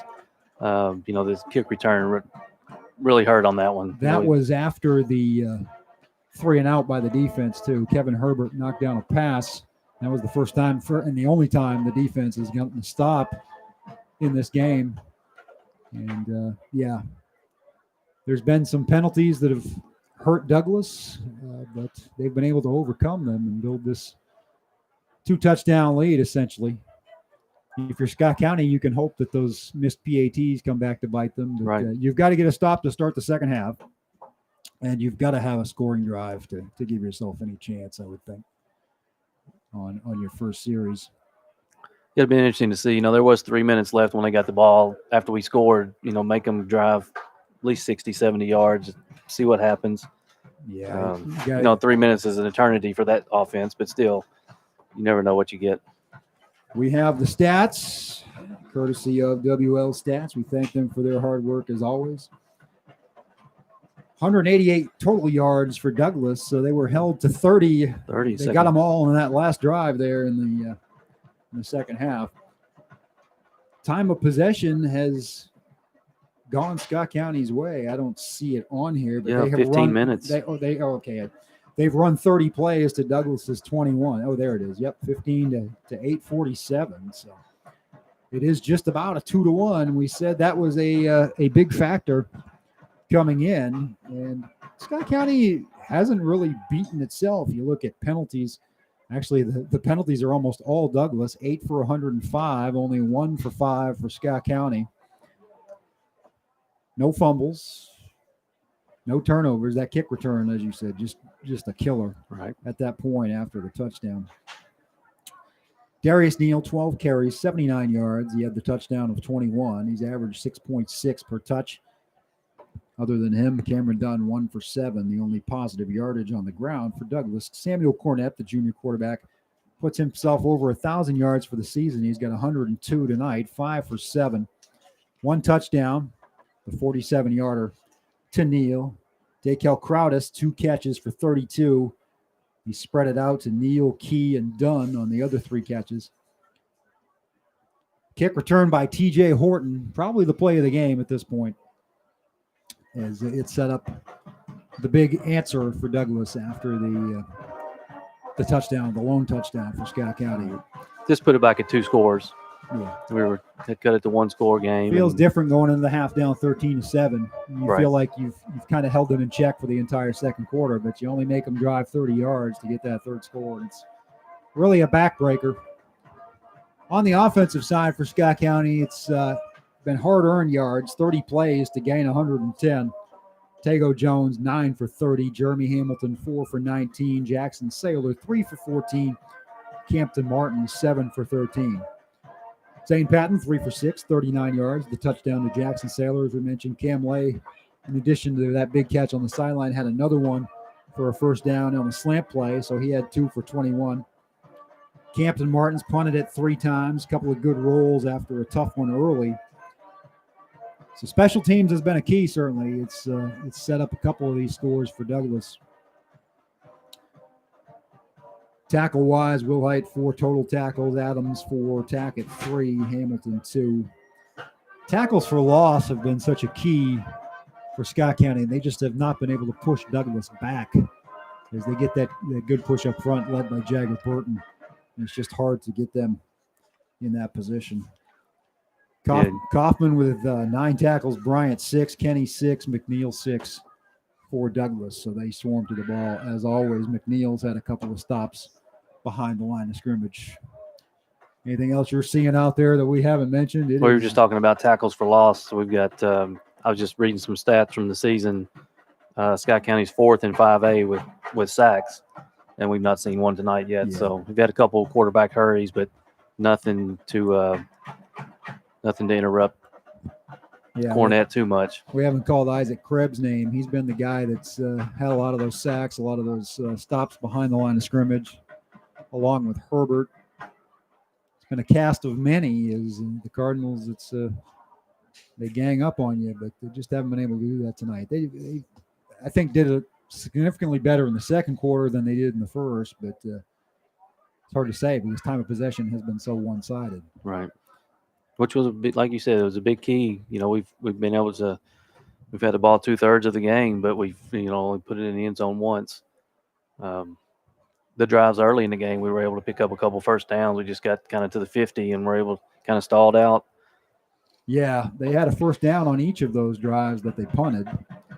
At least the first two just were not able to get past midfield. And the short punt, and then the second one was a good one, backed them up to the 16-yard line, but they scored in short order, went the distance, and opened the 2-touchdown lead and got it back with that late score. So Douglas, as advertised, as you'd expect, they're 5-1 coming in. Their loss was on a last-second field goal against North Hardin, first game of the season. We mentioned that probably the X factor coming in is neither one of these teams had played a game for a long time until last week. Scott County hadn't played in 5 weeks. Right. Douglas had basically played 1 quarter in 6 weeks, if I recall correctly. And it's just hard to. I would think you can beat up on each other in practice, but it's hard to stay game sharp in a situation like that. Right. And football is kind of different. Practicing that much. They cut back so much on tackling in practice and things like that. So that's a big key in this game.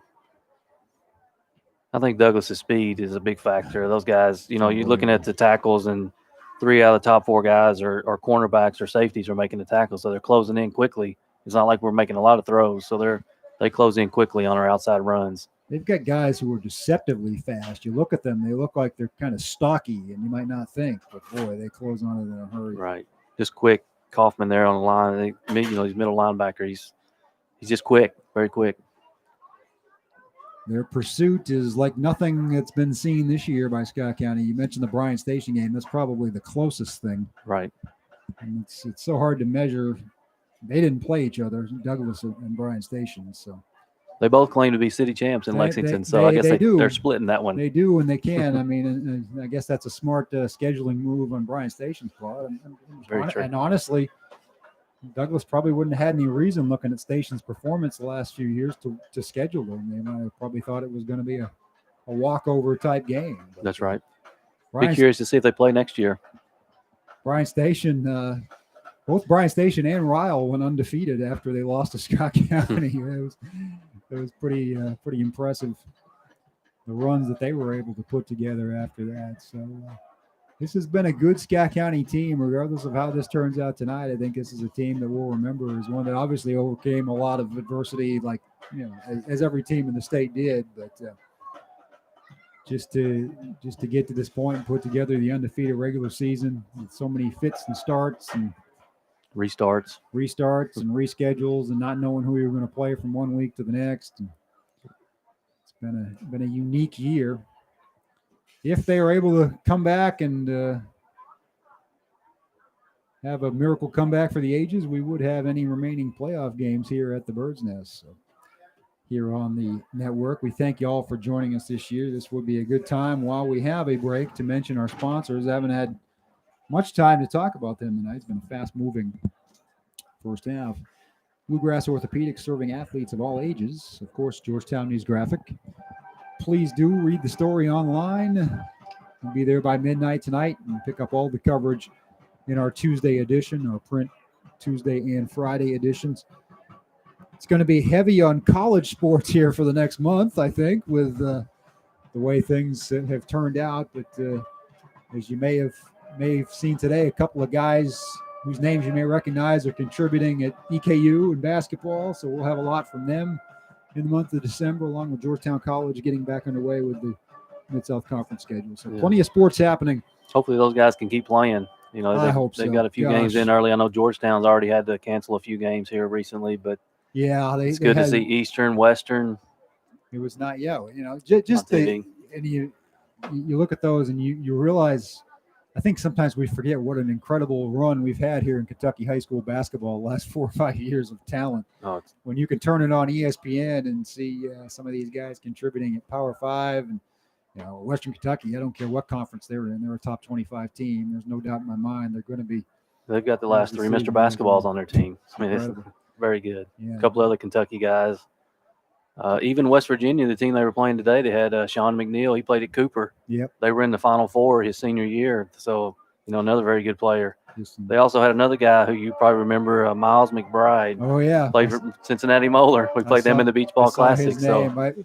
We were talking about Jackson Hayes last week, and that Yeah. McBride's another one from Moeller. I think he might have been on the football team as well. So, multi-sport guy for the mighty Moeller, Big Mo.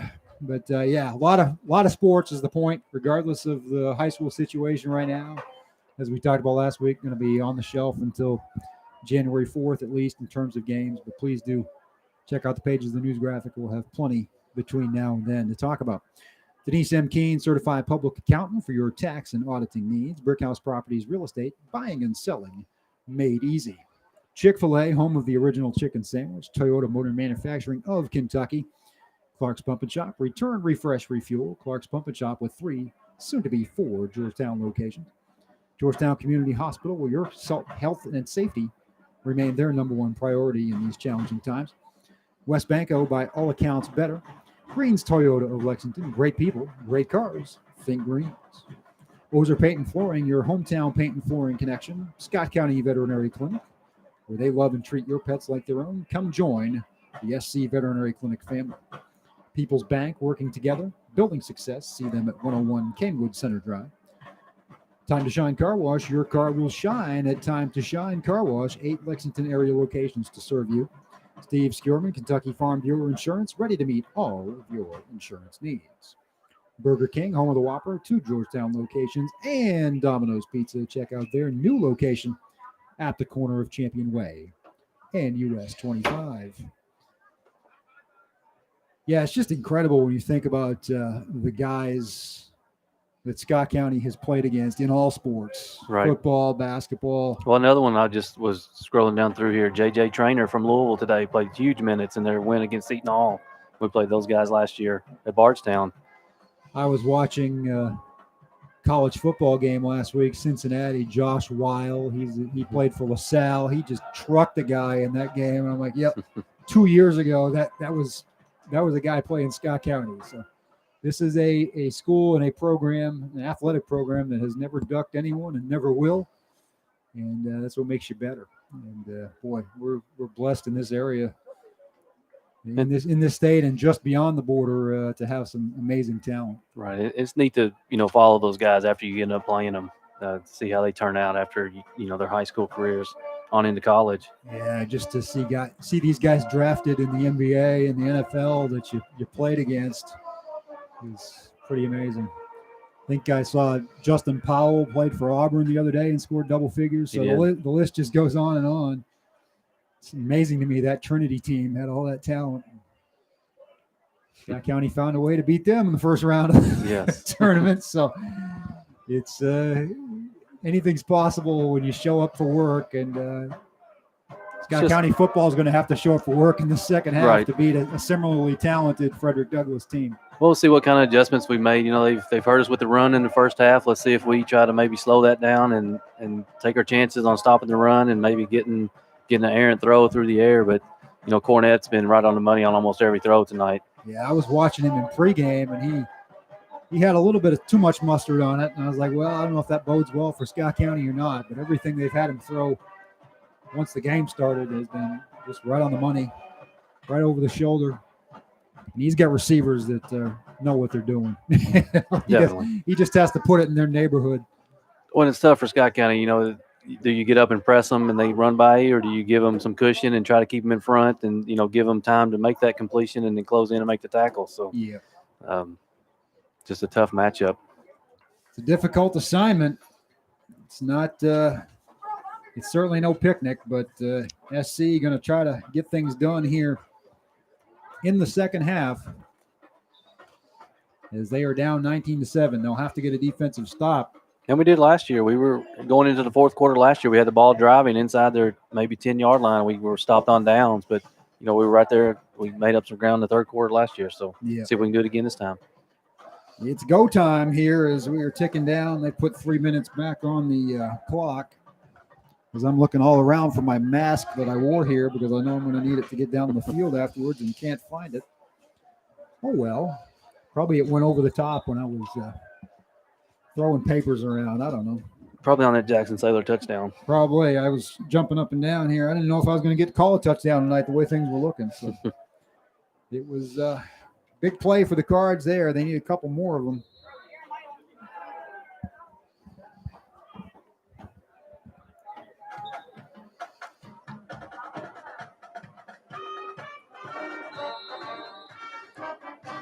As we will get the Christmas carols from the band. I don't know if the band is still this way, but the start of the season, it was kind of a volunteer band. Whoever in school wanted to volunteer to come and play the games. You know, those kids love to come out and support the teams and play, so it's good they're able to do it. That's probably where it's at now, considering that school is not really in session in person. So you've got to play phone tag with people and say, hey, you want to come to the game?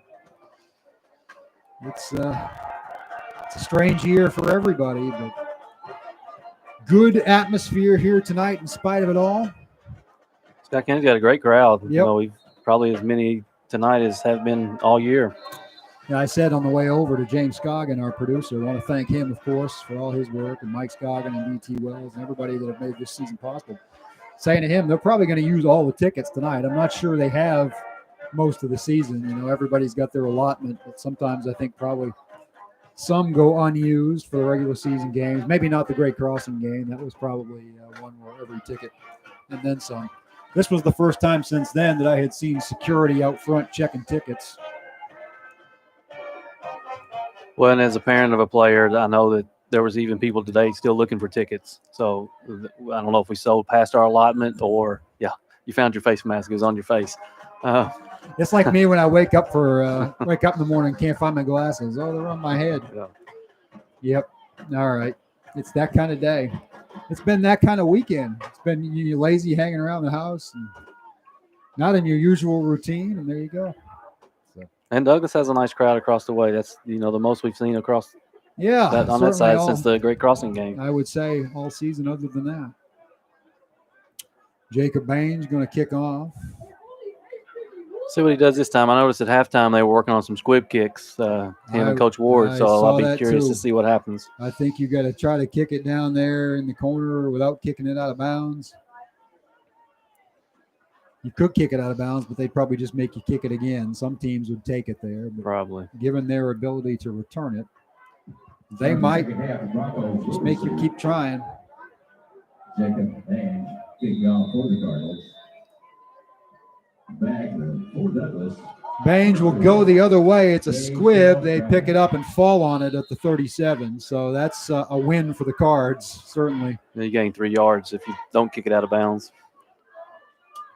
And you don't risk the return. So. Right. Well done. Coach Ward, Coach Davis, the special teams unit getting it done here and make Douglas do it the hard way from their own 37. Crucial point for the defense here. Scott County's got to get off the field quickly and get its offense back to work as they face a 2-touchdown deficit, 19-7. Samuel Cornett in the shotgun. Neal, the lone setback, has scored all 3 Douglas touchdowns. He will not gain much on first down. Elijah Adams closed in quickly from the outside on that one. We've said his name several times. Bunch of solo tackles for him, and he read that one perfectly. He'll get a yard, will Neal. 2nd and 9. I didn't see that. He got a generous spot, but Scott County got one earlier in a key spot, so all's fair. It's a long run from the sideline for those refs sometimes. They get a little crooked. 2nd and 9, empty backfield. Cornett will throw it to the left flat complete, and a big gainer to the Scott County 36. Just a great throw, and again, a wide open receiver for Douglas.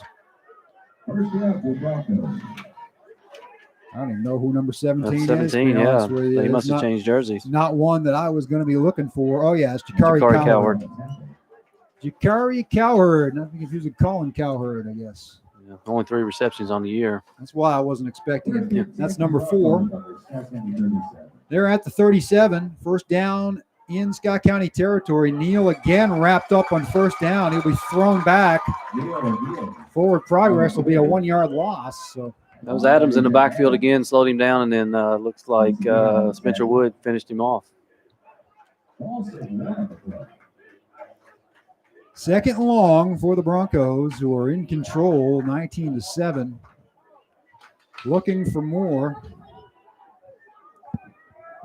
Neal with Cornett in the gun, claps his hands, has plenty of time, looks deep over the middle. He's got his man wide open, Dane Key. Touchdown, Douglas. 38-yard touchdown pass. And that, folks, is a backbreaker. We've said that once tonight, but The key. Yeah, right on the nose. Right on the money on that 38-yard dime. Post pattern, and Key finishes. PAT will be a kick for Cooper Ranvier. Getting the extra point. Cooper. Randier. It is good, and it is 26-7. Douglas. 10-20 to go in the third. 26-7 Broncos. As advertised, Dane Key, 38 yards. Another second-generation future college player. I believe his brother was the player of the year for Western Kentucky this year in the Yes, Sun Belt you are Conference, I guess. correct. Or no, the Conference USA, I guess. He played at Bryan Station and is a star at Western. You were correct. Bryan Station, huh? Yeah, We're playing Douglas tonight, right? that's correct. It's a crazy world we live in. You don't see you see that a lot in this state. I'm certainly not going to condemn one school because I see it in a lot of others. Definitely. Kids bounce around. Kids want to play where they're successful. That is true. You don't. I've always said it makes it easy. Sometimes the schools that get accused of recruiting, and you know this, being part of Scott County basketball, you don't have to recruit. That's right. Kids want to play for you. So I get it. And right now in Lexington, there's one football program head and shoulders. You know, we can No talk doubt. we can talk about Bryan Station, but I think it's fair to say that would be a 3 or 4 touchdown game if they played. Right. And Bryan Station has to do it more than 1 year. Let's see if they can keep building. And they Sustain it. might. They've got They've got a new coach, and who's- they're looking like they're going in the right direction. Yep. It's taken at the 10-yard line by Campton Martin.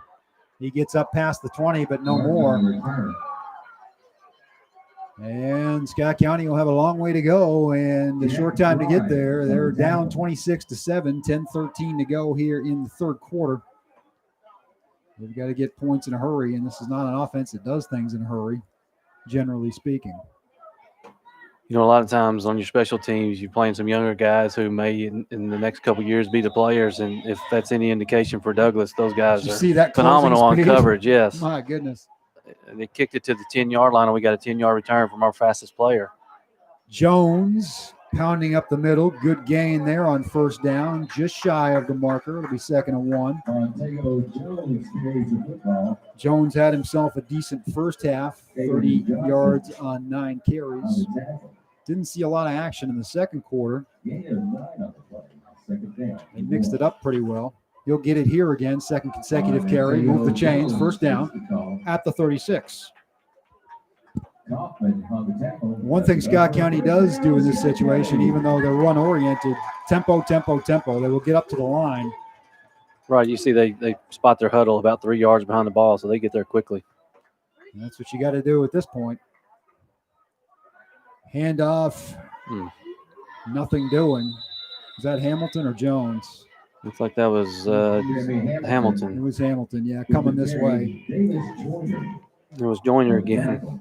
16 off the end. Davis Joyner is just all over everything, along with he's one of their leading tacklers. Ty Bryant, their leading tackler. They got so many guys, and Ty Bryant, I think, only had, if I remember right, 35, 36 tackles on the whole season, and he was their leading tackler. So it tells you it's by committee. Patton will throw over the middle to Saylor. It's high and incomplete. Covered well. Patton's pass is incomplete. 3rd and long. Third down. Clock stops with 9:05 remaining third quarter. He's another one with good bloodlines. His father played at UK as well, Cisco Bryant. It's an impressive lineage for a lot of these young men for the Douglas Broncos.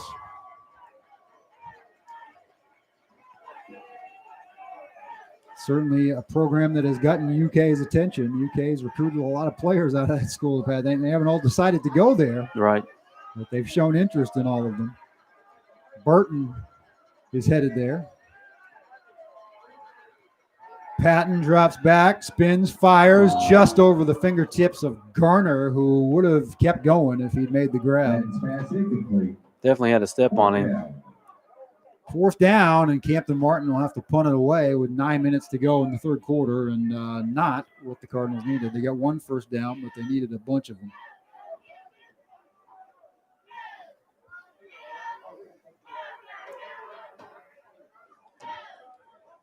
Fake punt out of the question here. If there's ever going to be a time, and they will kick it away, Martin will angle it toward the Douglas sideline, and he'll get an okay bounce, not a great one, but a positive Scott County bounce to the Douglas 37. That's where the Broncos will take over, as they will try to put this one farther away. They're up 3 scores. On the Broncos, 37. First and 10 for Douglas. Darius Neal with 3 scores. Dane Key with the last one. A couple of those were throws from Samuel Cornett, who has been on the money with everything tonight, as you mentioned, Chris. And there's Neal again, hop, skip, and a jump up the middle for 15. Darius Neal with the carry. That was Andrew Wilhite. It's just an embarrassment of riches if you're Douglas. They've got so many weapons, and you just can't stop them all. Definitely plenty of options on that offense. Past midfield to the Scott County 49.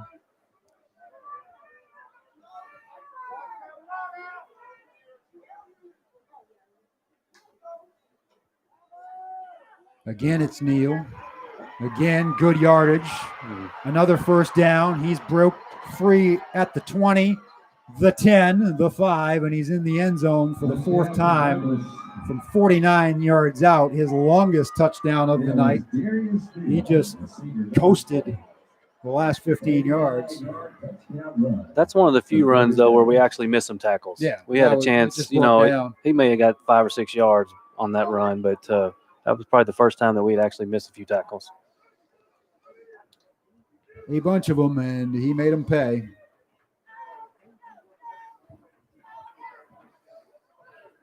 Cooper Ranvier will tip the extra point. Cooper Ranvier once again on to kick and make it a 33-7 Douglas Broncos lead with 8:10 remaining in the third quarter. It just sounds like a kicker's name, doesn't it? Yeah, it does. They've had good kickers, too, over the years. This is a new name. They had a guy last year who was pretty rock solid. You can tell both teams are used to scoring a lot of points. I think both their kickers are in the top. Baines is number 3 in the state. And Renvier is number 8.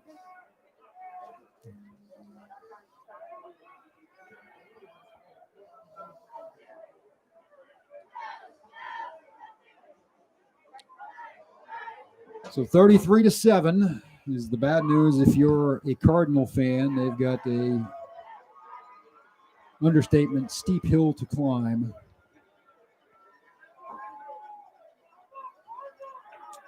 Here at Bird's Nest Stadium. Very nice night for November the 27th, to say the least. Probably about 50 degrees. Much warmer than last year when we played Douglas. My It goodness. was very cold that night. It was. The deeper you go into the playoffs, it's just you never know what you're going to get. It's usually cold. One of the coldest games I can remember was the one up to Simon Kenton a couple of years ago in the playoffs. That was brutal. Hamilton at his own 8 gets it out past the 25. Hamilton on the return. And the Cardinals will go back to work. Yep. And Another we have 15 flag. yards. Yeah. Just more jarring. Isaiah Allen on the tackle. They are a team that likes to talk about themselves when they get ahead, so you're probably going to see that a couple of times. At some point when you get the tackle, you just got to move on. You just, yeah. So that will help the Cardinals move them out to about the 42. Against the Broncos.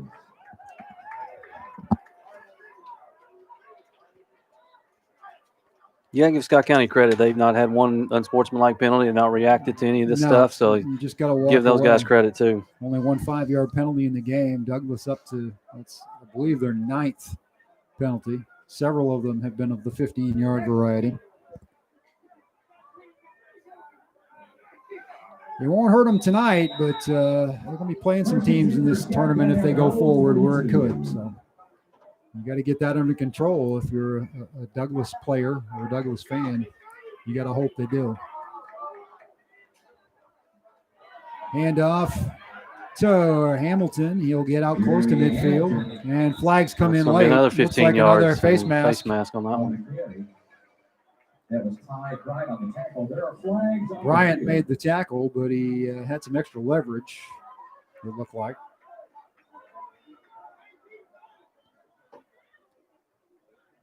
Tack on 15. It'll put it at the Douglas 36. I think there was 3 flags, and the guy from Douglas was still had his arms in the air like, well, I didn't do it. Me? Yeah, Me? 3 guys saw that one. Amazing. Good run by Jeremy, though. He got good yardage in the first place, and you add 15 to it, and the Cardinals are on the move. They need a score, and they need several after that. Run by Tago to the 30 before 3 or 4 white shirts stand him up. I'll mark it at the 31, gain of 6, 2nd and 4. 7.5 minutes to play, third quarter.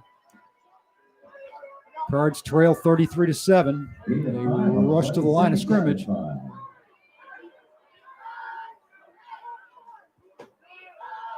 Campton Martin picks up a couple. Martin carries the ball. 3rd and 2. Kaufman in on the tackle. Jackson Saylor limping off. 3rd down and 2. Cardinals quickly again. Jones right at the marker. I think he's going to have it. Yeah. Where this official's marking him, he's well past the stake.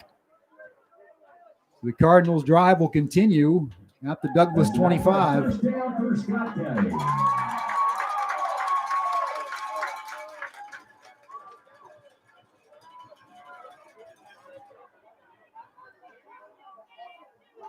Martin, 20, 15. He's knocked out of bounds at the 12. Good enough for another first down. Good run by Campton that time. Good stiff arm again. He's got a patented one for sure.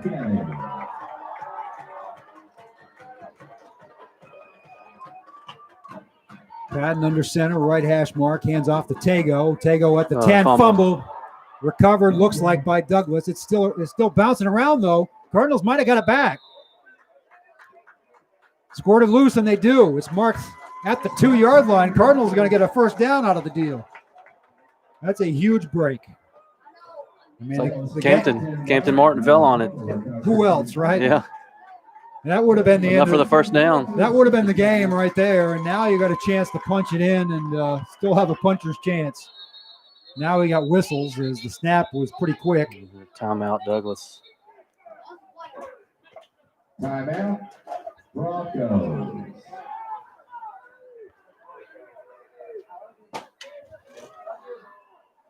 Campton Martin alertly covering the fumble there to extend the drive.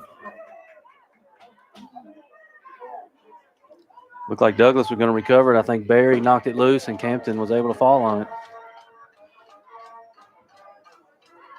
Those fumbles inside the 5-yard line have been the bugaboo for Tago this year. He's had a couple. Just trying to fight for extra yardage. He could smell the goal line. I think he could see it and smell it. He was just trying to get there. It's an effort fumble, as Coach McKee has said. When you're down there, you got to cover it up and get it on the next play. Let's give a nice hand to the cheerleaders. That's the difference between a junior and a senior sometimes. Probably next year, we'll cover it up and cut his losses.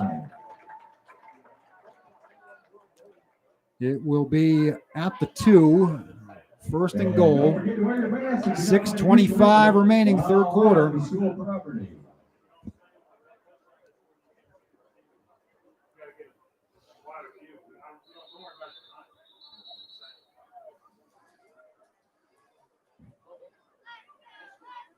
Cardinals certainly not lying down here as we would expect. Right. There's no quitting these guys.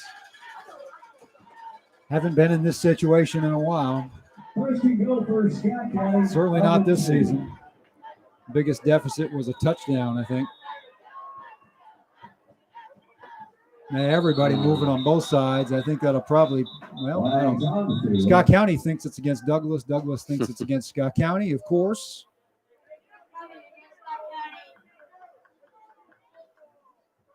It will be, it's against Douglas. What is that signal? That's a new one. It looked like a horse collar signal, but there was no play run, so I'm not sure what that is. Substitution situation. I don't know if there were 12 men on the field. I mean, there's all kinds of movement, so I don't know why there was. Anyway, move it half the distance. First and goal from the 1. 6:25 remaining. Tego. No. Stacked right up at the 1 foot line. The imaginary 1 foot line. Wow, yeah. It looks like the ref's got his foot right on the line, but I guess he's the ref had a good right angle, there. I guess. He was adamant. Second down and go. Patton will keep it over the top. He's in with that time by the flag. I think that might be a sideline warning. Touchdown for Scott County. Last penalty was a disconcerting act. Nope, false start. I'm going to back it up. Against the Cardinals on this one. We were trying to run a quarterback sneak. I think we just got in a little bit of a hurry. Yeah. So it'll be second and goal from the 5.5. And that changes a lot. Takes the quarterback sneak out of the equation. And we're going to get those yards back. Another person or unsportsmanlike conduct. Because, again,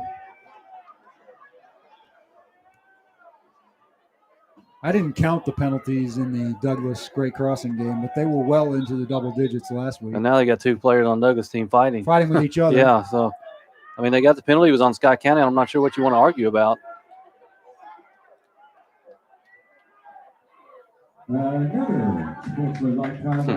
It's hard to say.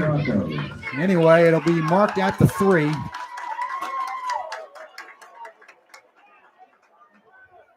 Interesting. Yeah. It sounds like a good word. Yeah. Safe word. Safe word. Yep. Scott County trying to punch it in here and make a little more of a game out of it. Campton Martin, nope, he'll get to the 2, and that's all. He's catching him from behind. He's number 54. Commodore on the tackle. Obadiah Commodore, another junior. Not to be confused with the Tates Creek Commodores. All right, so we got two downs to get it in from the 2 here.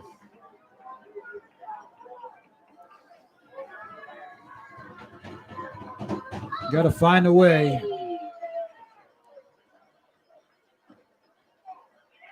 Jump pass. Nice. To Martin. Little Tim Tebow action from right. Zane Patton to Campton Martin for his 18th touchdown of the season. With 5:19 to play, there's some life on the Cardinals sideline. Nice play there. Sucked him in on the dive, and then just Zane jumped up and threw it to Campton in the back of the end zone. Good, I like it. 5:19 remaining, third quarter. Baines to kick the extra point that would cut it to 33-14.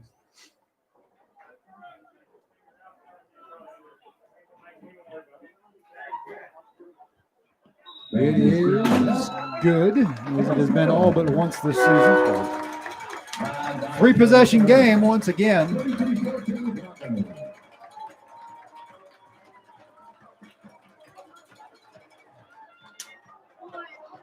Hampton Morton, 18 touchdowns in 8 games.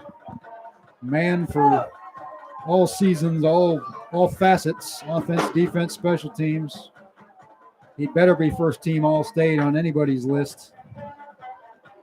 Yeah, that's a pretty easy call on that part. Saw he picked up another college offer this week from Thomas More. Yep. Those guys, those offers are going to start rolling in over the next couple months. Just a tough year to be recruited. Oh yeah, there's so many unknowns, and a lot of guys ahead of you are going to get an extra year out of this deal.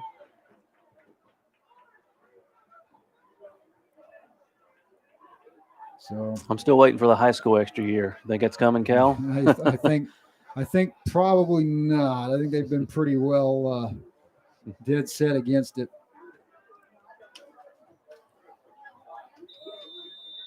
Taking over Scotland, Jacob Banks.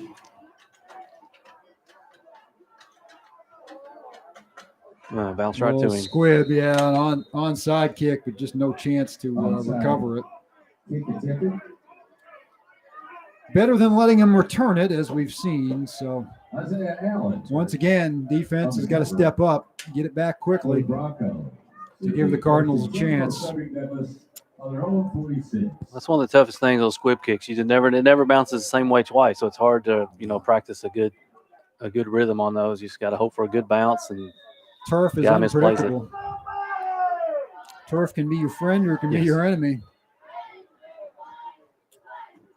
Samuel Cornett once again in the shotgun for the Douglas Broncos. He will throw. Wide open man to this side is Crowdus. There's flags coming in. Yeah, 2 flags. Going to be holding again on the outside receiver. Might have been Key that had the grab of the jersey to spring his friend and teammate. We'll see. They're figuring out the spot, I think. That's maybe 10 yards from there. Yeah. It basically will be 1st and 10 again because they're marking it off from where the first down marker would be, I believe. So it's kind of a wash. Yeah, replay first down from the same spot. Essentially.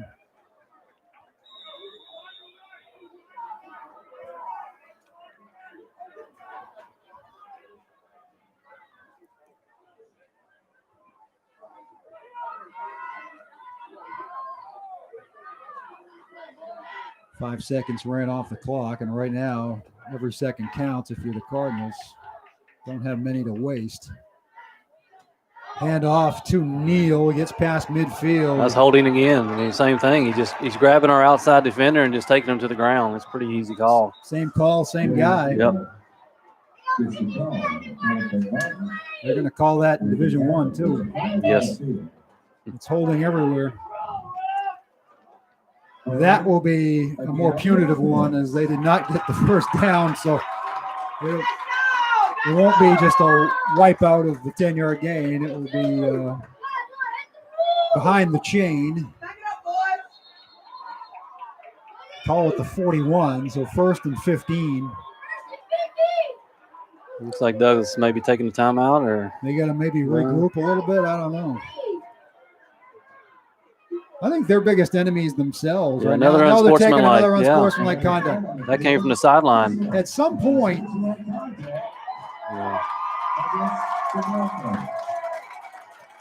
And to me, you got Douglas players are clapping like it's a good thing. Yeah, I mean, at some point you got to get control of yourself and your team. Crowdus is out there dancing. Yeah.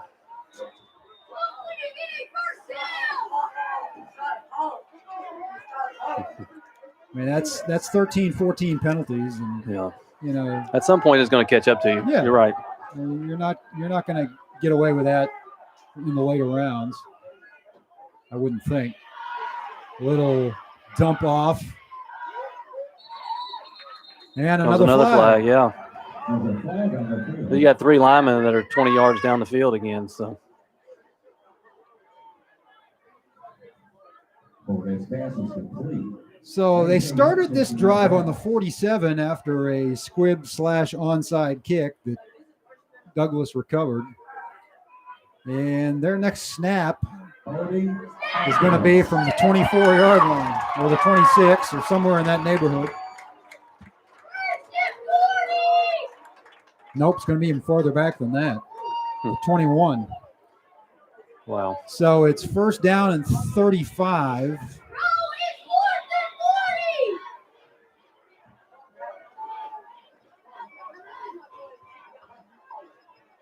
The only problem for Scott County again is this. We're losing time on each play. Time's ticking away. It's That's right. 4:42. Still running.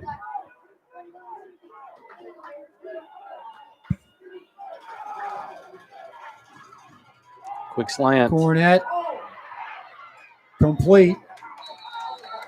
Crowdus to the 40, so they get back a big chunk of it, but it is still 2nd and 16. And another timeout.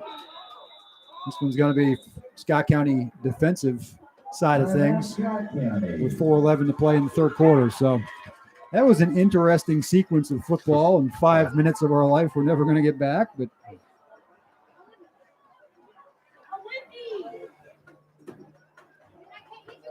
I guess when you can make up 19 yards on a quick slant play, I guess you know, what's first and 45. I think probably they just,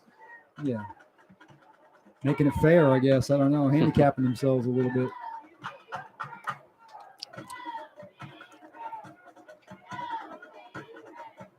Still good to see. Scott County still yet to get an unsportsmanlike penalty. No, I mean they're playing and two penalties all night, I believe. Right. Got one on the goal line just now. False start. It's all been little trifling stuff.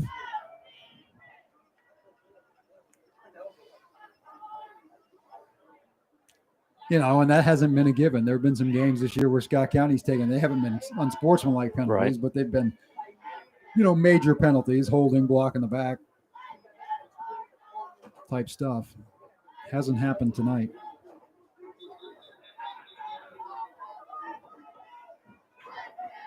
Defense has got to get off the field in short order. 4:11 to play, third quarter. Cards need to keep getting stops and get 3 scores.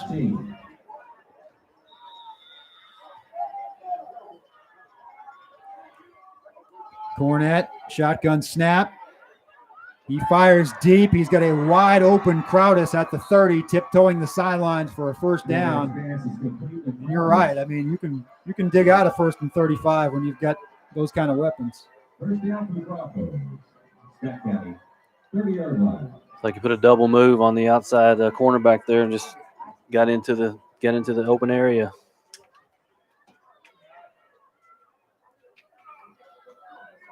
I guess now we know why he was dancing. He knew it was going to be his time to shine in that situation.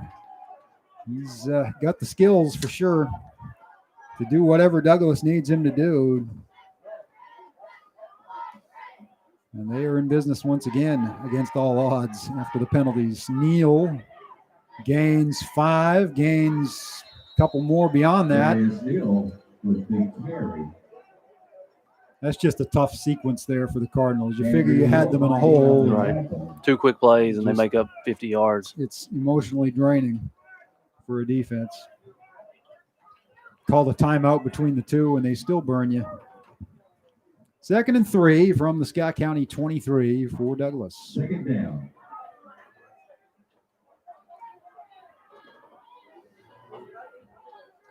Broncos trying to win for the 4th time in this series. It was tied 3-3 coming in.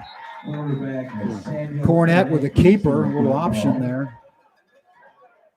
They don't run that much. Yeah. That's his first carry of the night. That looked like a misread there. The quarterback, I think the running back went the opposite way. The quarterback thought he was going. He's not the prototype read option quarterback. It's definitely more of a pro set. They gain nothing. It'll be 3rd and 3. Under 3 minutes to play, third quarter. Hand off to Neal, right tackle, stop shy, and it'll be 4th and 1. maybe 2. We'll mark it at the 22. So good pursuit by the Scott County defense there to stand him up. Yeah, they closed in quickly on that one, stood him up, and the linebackers were able to close in and finish off the tackle. Big play for the Scott County defense. 4th and a yard and a half. Cornette with a little bit of a hard count. And now they're going to have to call a timeout, I think, because that didn't work. Timeout. Douglas. A couple of cards flinched a little bit, but didn't move enough to give them the free first down.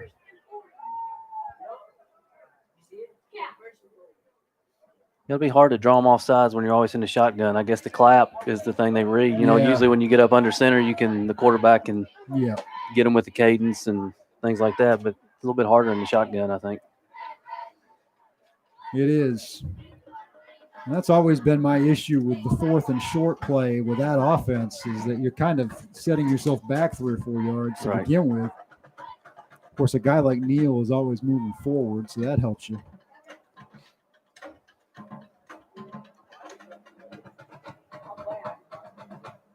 Sometimes I think you got to be able to get under center and win it in the trenches and gain a yard the old-fashioned way, but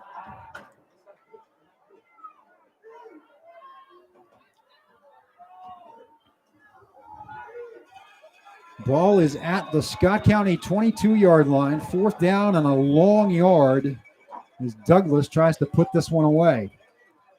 Neal, first down. And they did just get it the mano a mano. Just run it up the middle and say, try and stop this. In on the tackle. First down for Frederick Douglas. Ball will be marked now at the 17, so call it a gain of 5 for Neal, who's got to be up around the century mark.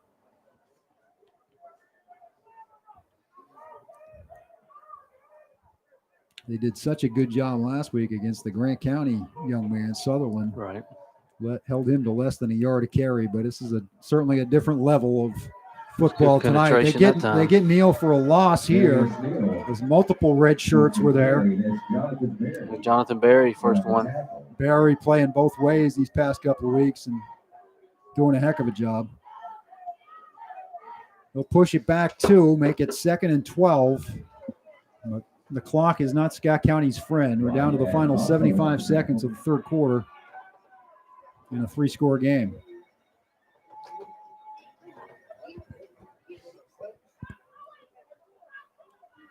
Douglas in no hurry. Second down.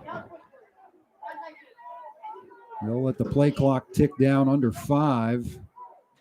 Cornette will clap his hands. Hand off to Neal. Neal looks for room, bounces right, gets past the 15, down to the 12 before he stops. It'll be 3rd and 4.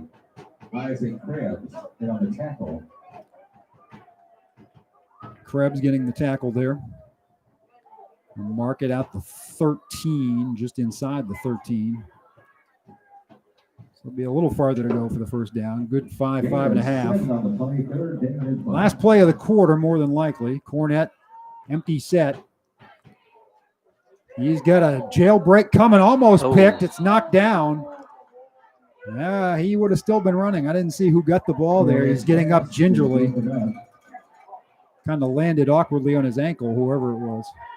AJ Young.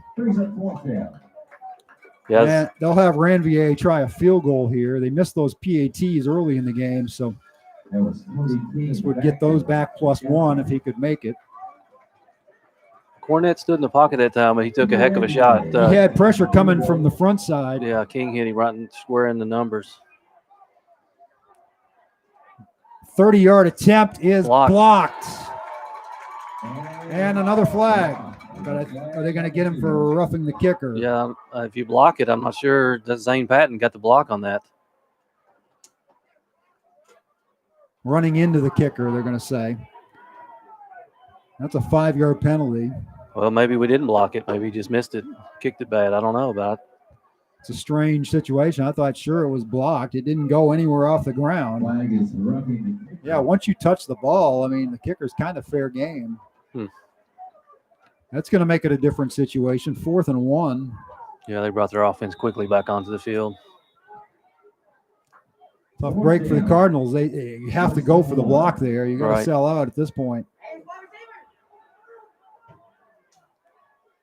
Hand off to Neal. 1st down and more. Up close to the goal line. Denied at the 2, maybe the 1.5.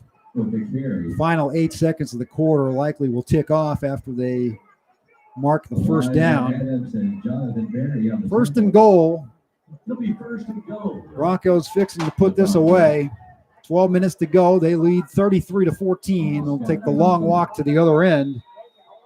That's the end of 3 quarters.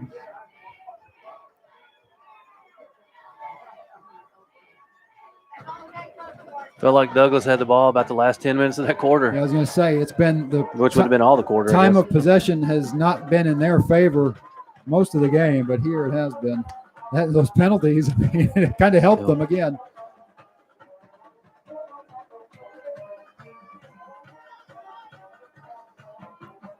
First and goal after they had 1st and 35.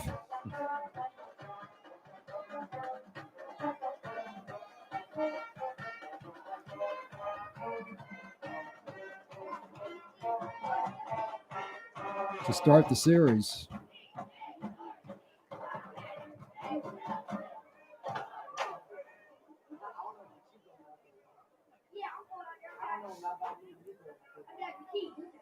Thank you for joining us once again here on the Bird's Nest Broadcasting Network, NFHS Network, newsgraphic.com. I want to thank some of our sponsors, Bluegrass Orthopedics, Georgetown News Graphic, DMK CPA, Brickhouse Properties, Real Estate, Chick-fil-A, TMMK, Clark's Pump and Shop, Georgetown Community Hospital, West Banco, Greens Toyota of Lexington, Ozer Paint and Flooring, Scott County Veterinary Clinic, People's Bank, Time to Shine Car Wash, Steve Skierman, Kentucky Farm Bureau Insurance, Burger King, and Domino's Pizza. We've got the stats. We'll talk about those after the next play, which may or may not be a touchdown.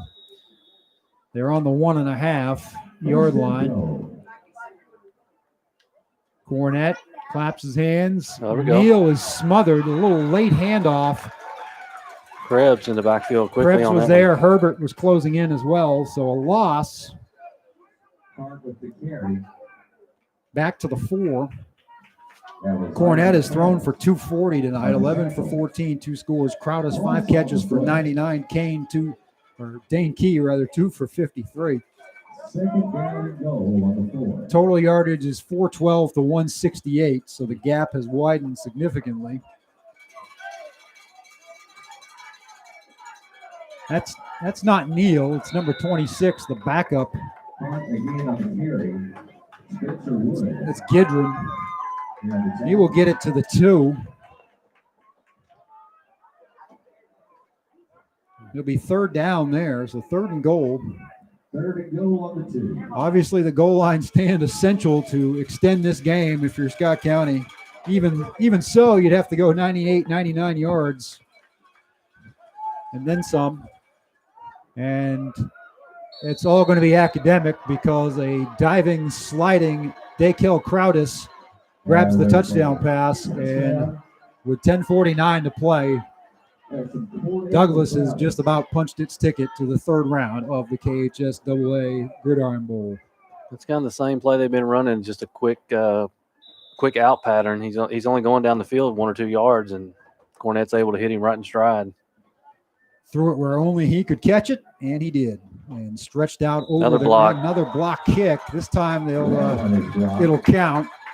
Looks like that was Saylor that time blocked it. And he's still limping. He's playing through some injuries tonight.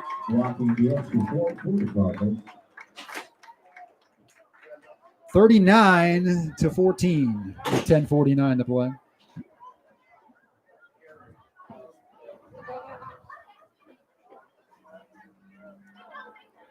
It'll be interesting to see, Douglas is able to hold on and finish this game out. Their road is a little bit tougher than normally would be because of the RPI. Literally going to be a road. Next week's probably, well, you don't know. I guess they could go to Covington Catholic next week, possibly. It's determined by who wins tonight and how that affects the RPI. I think everybody will know tomorrow morning. I mean, it's fair to say they'll be on the road, I would think, and there's a good chance they could go to Covcath, they could go to Bowling Green, they could, they're getting on a bus, no question about it. Yep.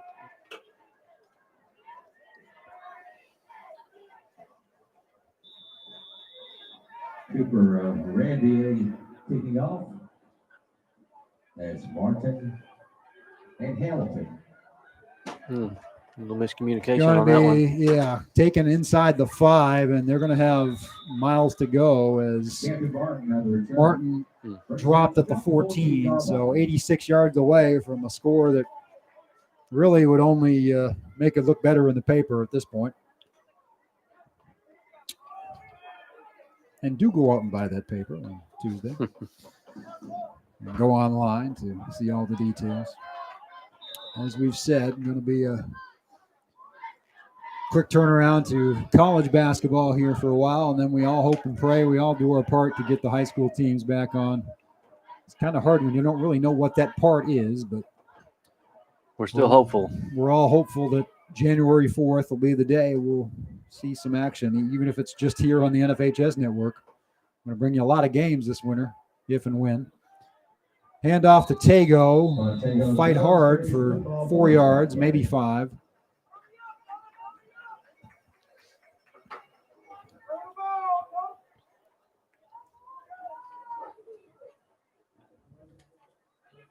Quickly up to the line.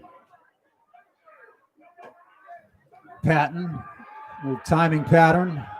It's caught. He might have pushed off to make the space, though. We'll see. There'll be interference on somebody. The question is who.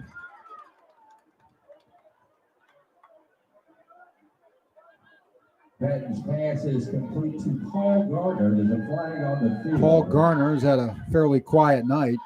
Looked like Zane and Paul, they kind of had a little signal there. Looked like they checked into that play. And the pass interference. Going to go against Scott County.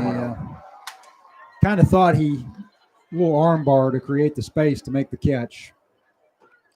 First biggie of the night for Scott County. They only had the 2 penalties, I believe, before that. No, 3 for 15. 16 for $190 for Douglas through 3 quarters. Wow. Yet they're ahead on the scoreboard. That's the stat that matters at this point. Back to the 9-yard line go the Cardinals. It will be second and 15, rather.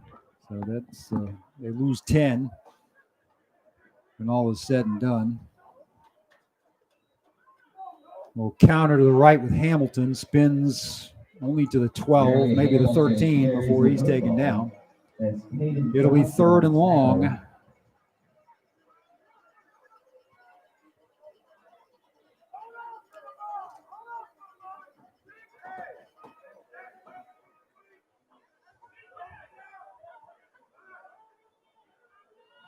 On the play, 3rd down and 11.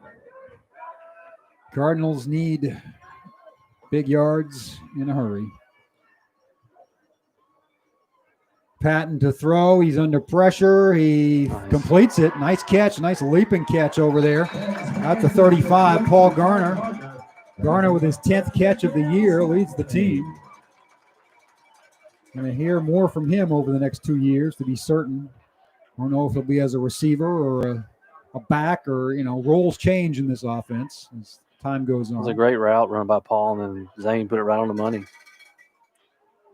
Coming to the left is Hamilton. He is ganged up there after a gain of a couple. Hamilton with the carry. It's a tough one there. He might could have kept that one outside and outrun the guy to the sideline. I'm not sure. Had a little bit more room that way. They're kind of shying away from that. There's so much closing speed there that the Broncos have shown that he's decided his odds were better to cut it up the middle, but there was nothing there. Very little. 2nd and 8. Hand off to Jones. Good solid run for Tago up to the 43. Makes it 3rd and 2.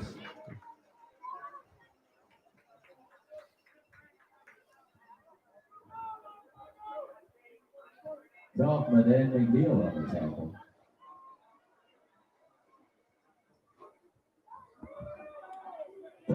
Cardinals at their own 43-yard line. Handoff to Tago Jones. He'll have the first down out past the 45.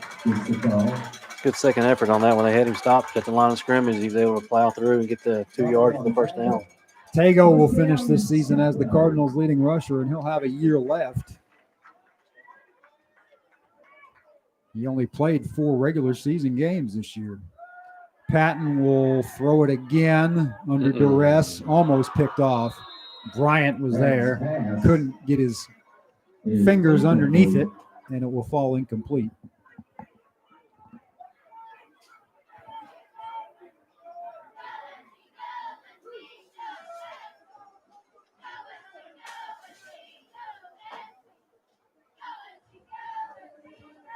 Second down. Actually, I guess it was Kenny over there that almost had the interception.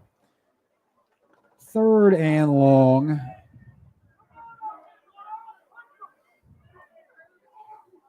Martin to the right, finds some room, past midfield, stops shy, good tackle there.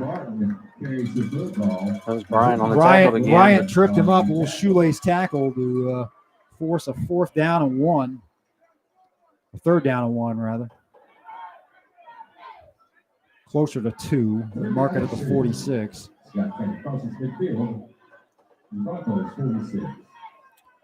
Patton to Garner.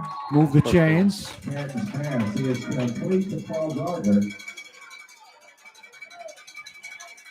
So Garner on this drive with a couple of catches to get on the board tonight in the stat sheet. Did a good job of driving his man downfield and stopping quickly and coming back and catching it. Good route again. Patton will keep it left. He'll get stopped after a very short gain. Looked like it. Of course, my understanding with the way things shook out with COVID and all that is that they're not going to realign football. So these are 2 teams that are going to have to deal with one another again for 2 more years. After next year, it'll be interesting to see how things shake out because a lot of these faces for Douglas have been so productive will be graduating. They will have to figure out a way to build it up and continue that run. That's always been the deal. The best team in Lexington has always been, as that pass falls incomplete, has always been the rival du jour for Scott County. But whether it was Henry Clay, whether it was Lafayette, they always seem to tank after a few years up top. In cycles, that's right. So Bryan Station had some good years in there as well. 3rd down.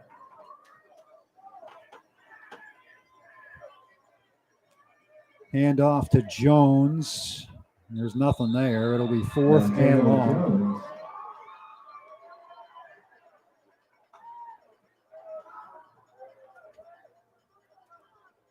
Israel to Shinzu. This is the 10th time in the last 13 years that Scott County has been playing on Thanksgiving weekend. That means, as we said, that means you're doing something right with your program. All the other ones were state semifinals. They beat Boone County in 2004 and 2011, beat Mayo in 2013, beat Madison Central in 2018. Tonight is not going to go that way, as that play was just botched from the beginning. And a big loss and a turnover on downs at midfield or just shy. And the Douglas Broncos can celebrate. They've got 5:34 still to run off the clock, but this one is going home to Lexington with them. As the Cardinals, a valiant effort, but they are just out-athleted tonight. That's one of the few times that Zane had no time to throw. They kind of knew what was coming on that play. They sent, I think, all 9 or 10 guys that were in the box. It just collapsed in a hurry.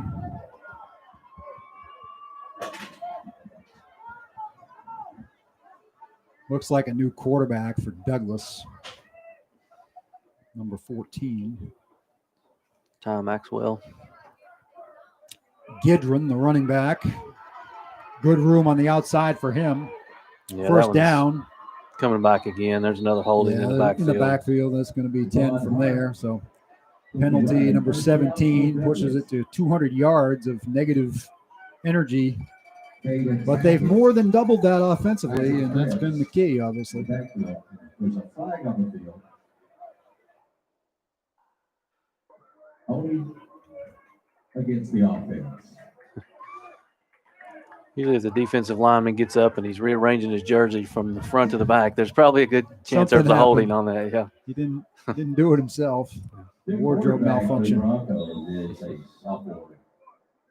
Number 14, Haley Maxwell.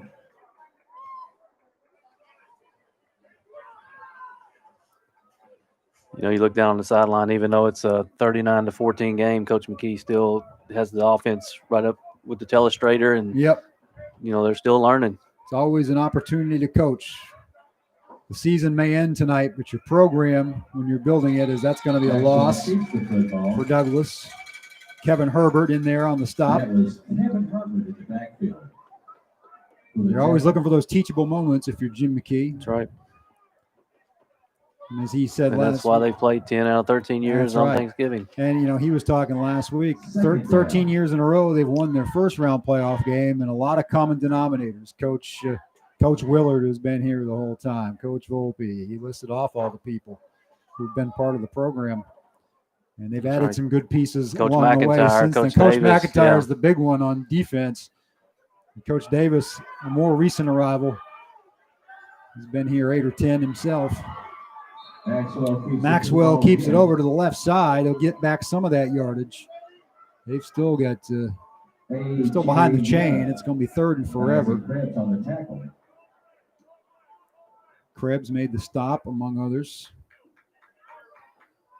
Douglas at the 42 with 4:15 and counting to play. It's interesting. This quarterback's checked in and run it 3 times already. All by himself. It's Yeah. a different look. It's like when they had Dunn in there a little bit. That's right, last year. And they had the other kid who was the starter, McClure.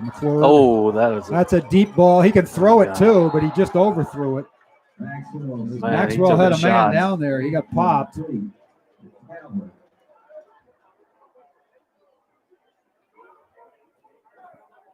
Luke Colvin He delivered walking a a little shot, but gingerly. He hurt himself. hurt His himself on shoulder's that. kind of hanging down.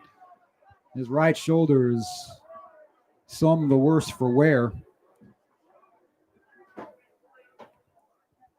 He can't even move that arm. Douglas will punt for only the 2nd time tonight with 3:51 to play.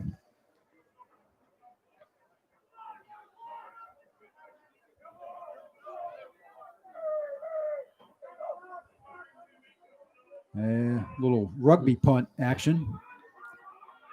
Take a good bounce. Wow. Tremendous bounce for Douglas to the 16. So Scott County, they hope to score. Once again, Douglas right in the face of Jeremy Hamilton. I'm not sure why he's even still down there. Plays over. You're up by 4 touchdowns. You know, this is That was how Dane this, Key of all people, you know. this is how this Yeah. rivalry has been. You know, it's been well documented. They won't even say Scott County's name. Right, yeah. Which to me gives us more respect. Yeah, it is what it is. Yeah. Which is fine. I mean, there's a lot of good rivalries. That's what's makes you better. That's great. I mean, I've seen any time you can have a rivalry like that can sustain itself, and that's why I'm hopeful for a team like that to hang in there and be able to extend this, because that's what makes high school football what it is. I've seen a lot of rivalries die in other parts of the country because schools either consolidate or things of that nature. Programs folding up. Right. Jones with the carry, picks up 3. Getting up kind of slow on that one. Yep, he's hopping off too. So the injuries that sidelined he and Jackson Saylor earlier in the season seem to have cropped up again tonight. Hayden Jones will check in to replace Montego.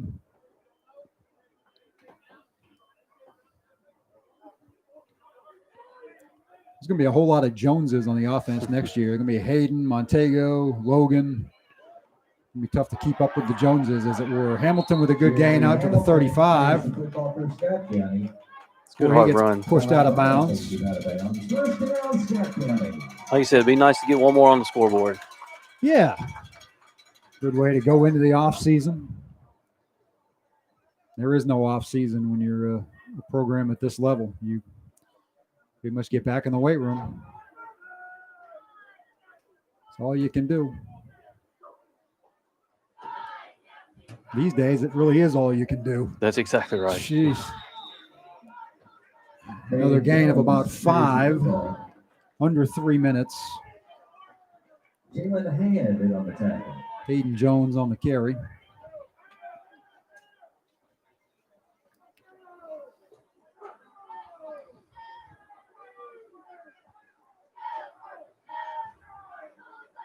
Jones, couple, maybe 3.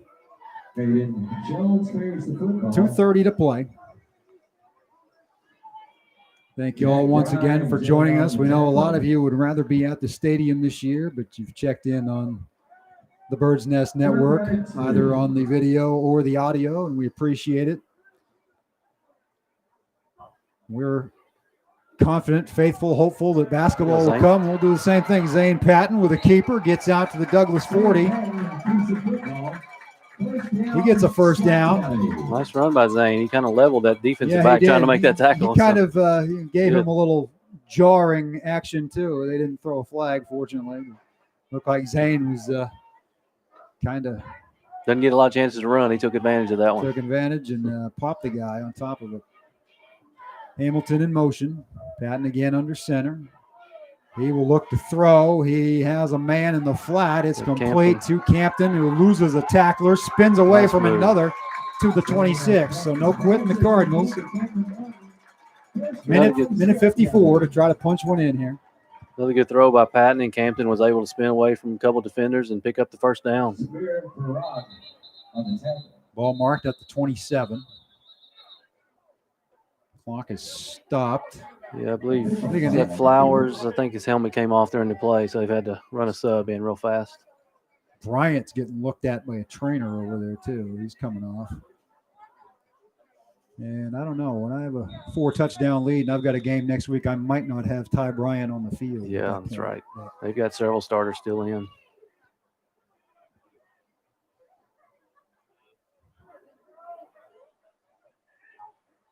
Pitch to Hamilton. There you go. Good run again. Gets out of bounds at the 15. Make it the 14. So minute 27. Another first down. Joseph Edmonds on the tackle for the Broncos. Ball at the 13-yard line of Douglas as Scott County trying to make this one a little more palatable on the scoreboard. Yeah, these guys not let up. They want to score. They want to get that touchdown on the board.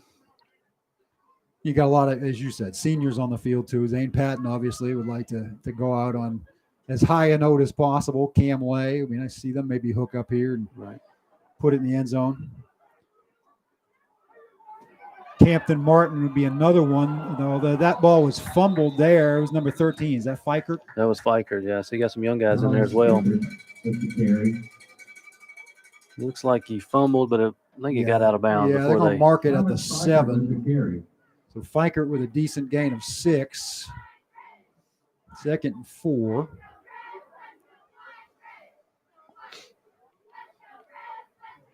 Second down.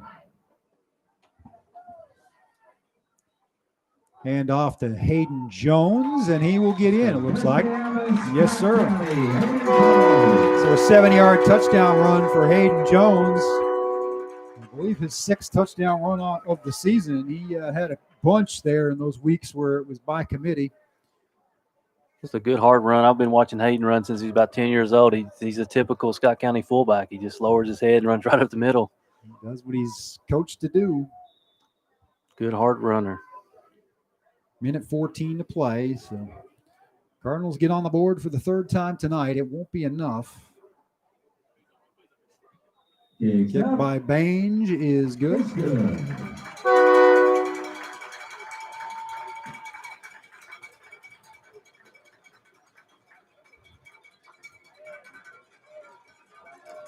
That's an impressive drive. They took it, Did what you had to do in that situation. Obviously, Douglas kind of blending in some second-string guys with their starters, but Scott County doing the same thing. So.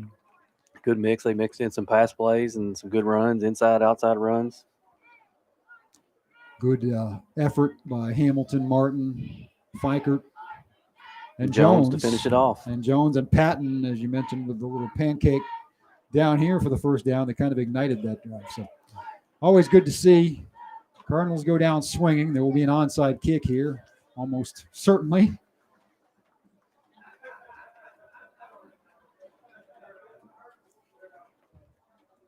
Douglas sets their high water mark. 21 points is the third time this year they've given that up. Ballard and Great Crossing. So they're not a defense that gets scored on. It's really not one that people drive the length of the field on very often.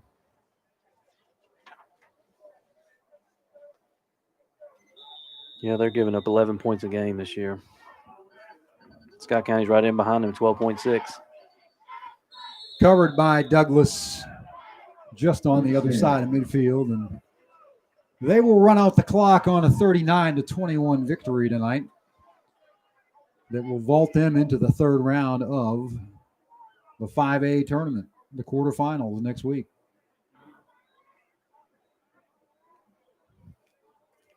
They've just got so many weapons. I'm be surprised if they're not playing the last game of the season. I kind of felt tonight like the winner of this game had the upper hand going forward, and I'll stick by that. Like I said, I think the only thing that can beat Douglas is Douglas. They've got to eliminate those penalties and not get carried away. Just play the game, and things should shake out pretty well for them. One would think. And sometimes these rivalry games, those penalties seem to flare up a little bit more than a normal game. Right, absolutely. And you would expect. James Mickey with the carry. I mean, when you build that up, when you build up a program like Scott County, you're gonna get that out of your kids. And as a coach, you can't complain about that. As a coach, you kind of want that, I think. So it's part of that swagger that we talked about. As a good hand for Jonathan Berry and some others as they come off field. AJ Young getting the salute from the fans as Kevin Herbert came out. And Coach McKee and Coach Monty making sure those guys get their due. They, as seniors in this most challenging of seasons, came every day ready to work. A lunch pail group, a very likable team. And they'll fall short of their ultimate goal, but it was, by any measurement, a successful season once again for Scott County. The Cardinals will fall to Frederick Douglass 39-21 here in the district championship. And the Cardinals finished with a 7-1 record in runners-up the 6th district. And good luck to Frederick Douglass. I hate to beat a dead horse, but the Douglas players are just still standing, kind of waving to Scott County players. It's not really a good game type of gesture. The coaches had to separate them on their team again. Every other game this season, we've seen the team standing at the hash marks and waving, and we didn't see how. Now, good Jonathan Berry and a couple other guys. Getting some hugs from a couple other players. Jagger Burton, I think, came over there. So, to be expected. Some good guys on both sides, and that's what you would expect out of those young men. So that's right. Proud of the Cardinals as they finish the season at 7-1. Yeah, that was a great season, all things considered. Like you talked about earlier, to go through what they had to go through just to get to the season and then keep one going. As Douglas celebrating a win that puts them at 6-1, and they will find out who they play either later on tonight or early tomorrow. Rest of this tournament, a lot of it will be on the NFHS network, so if you're a subscriber, you can see a lot of those games, including the state finals in all classes. But we thank you for joining us. As we mentioned, January 4th is what we hope, knock on wood. I don't see any wood around here. Okay. It's fake wood, I think. We are hopeful that there will be a 2-month regular season in basketball, and I'm sure Coach Wilhite, we will see each other many times if that's the case. So, looking forward to it. Thank you for filling in these last 2 weeks. It's been much appreciated. On behalf of James Scoggin, Mike Scoggin, DT Wells, and all the good folks that made it possible on both sides of the district, Scott County, Great Crossing, thank you for joining us for all these games this season until basketball. This is Cal Oaks saying God bless, good night, happy Thanksgiving, and happy holiday season to you all.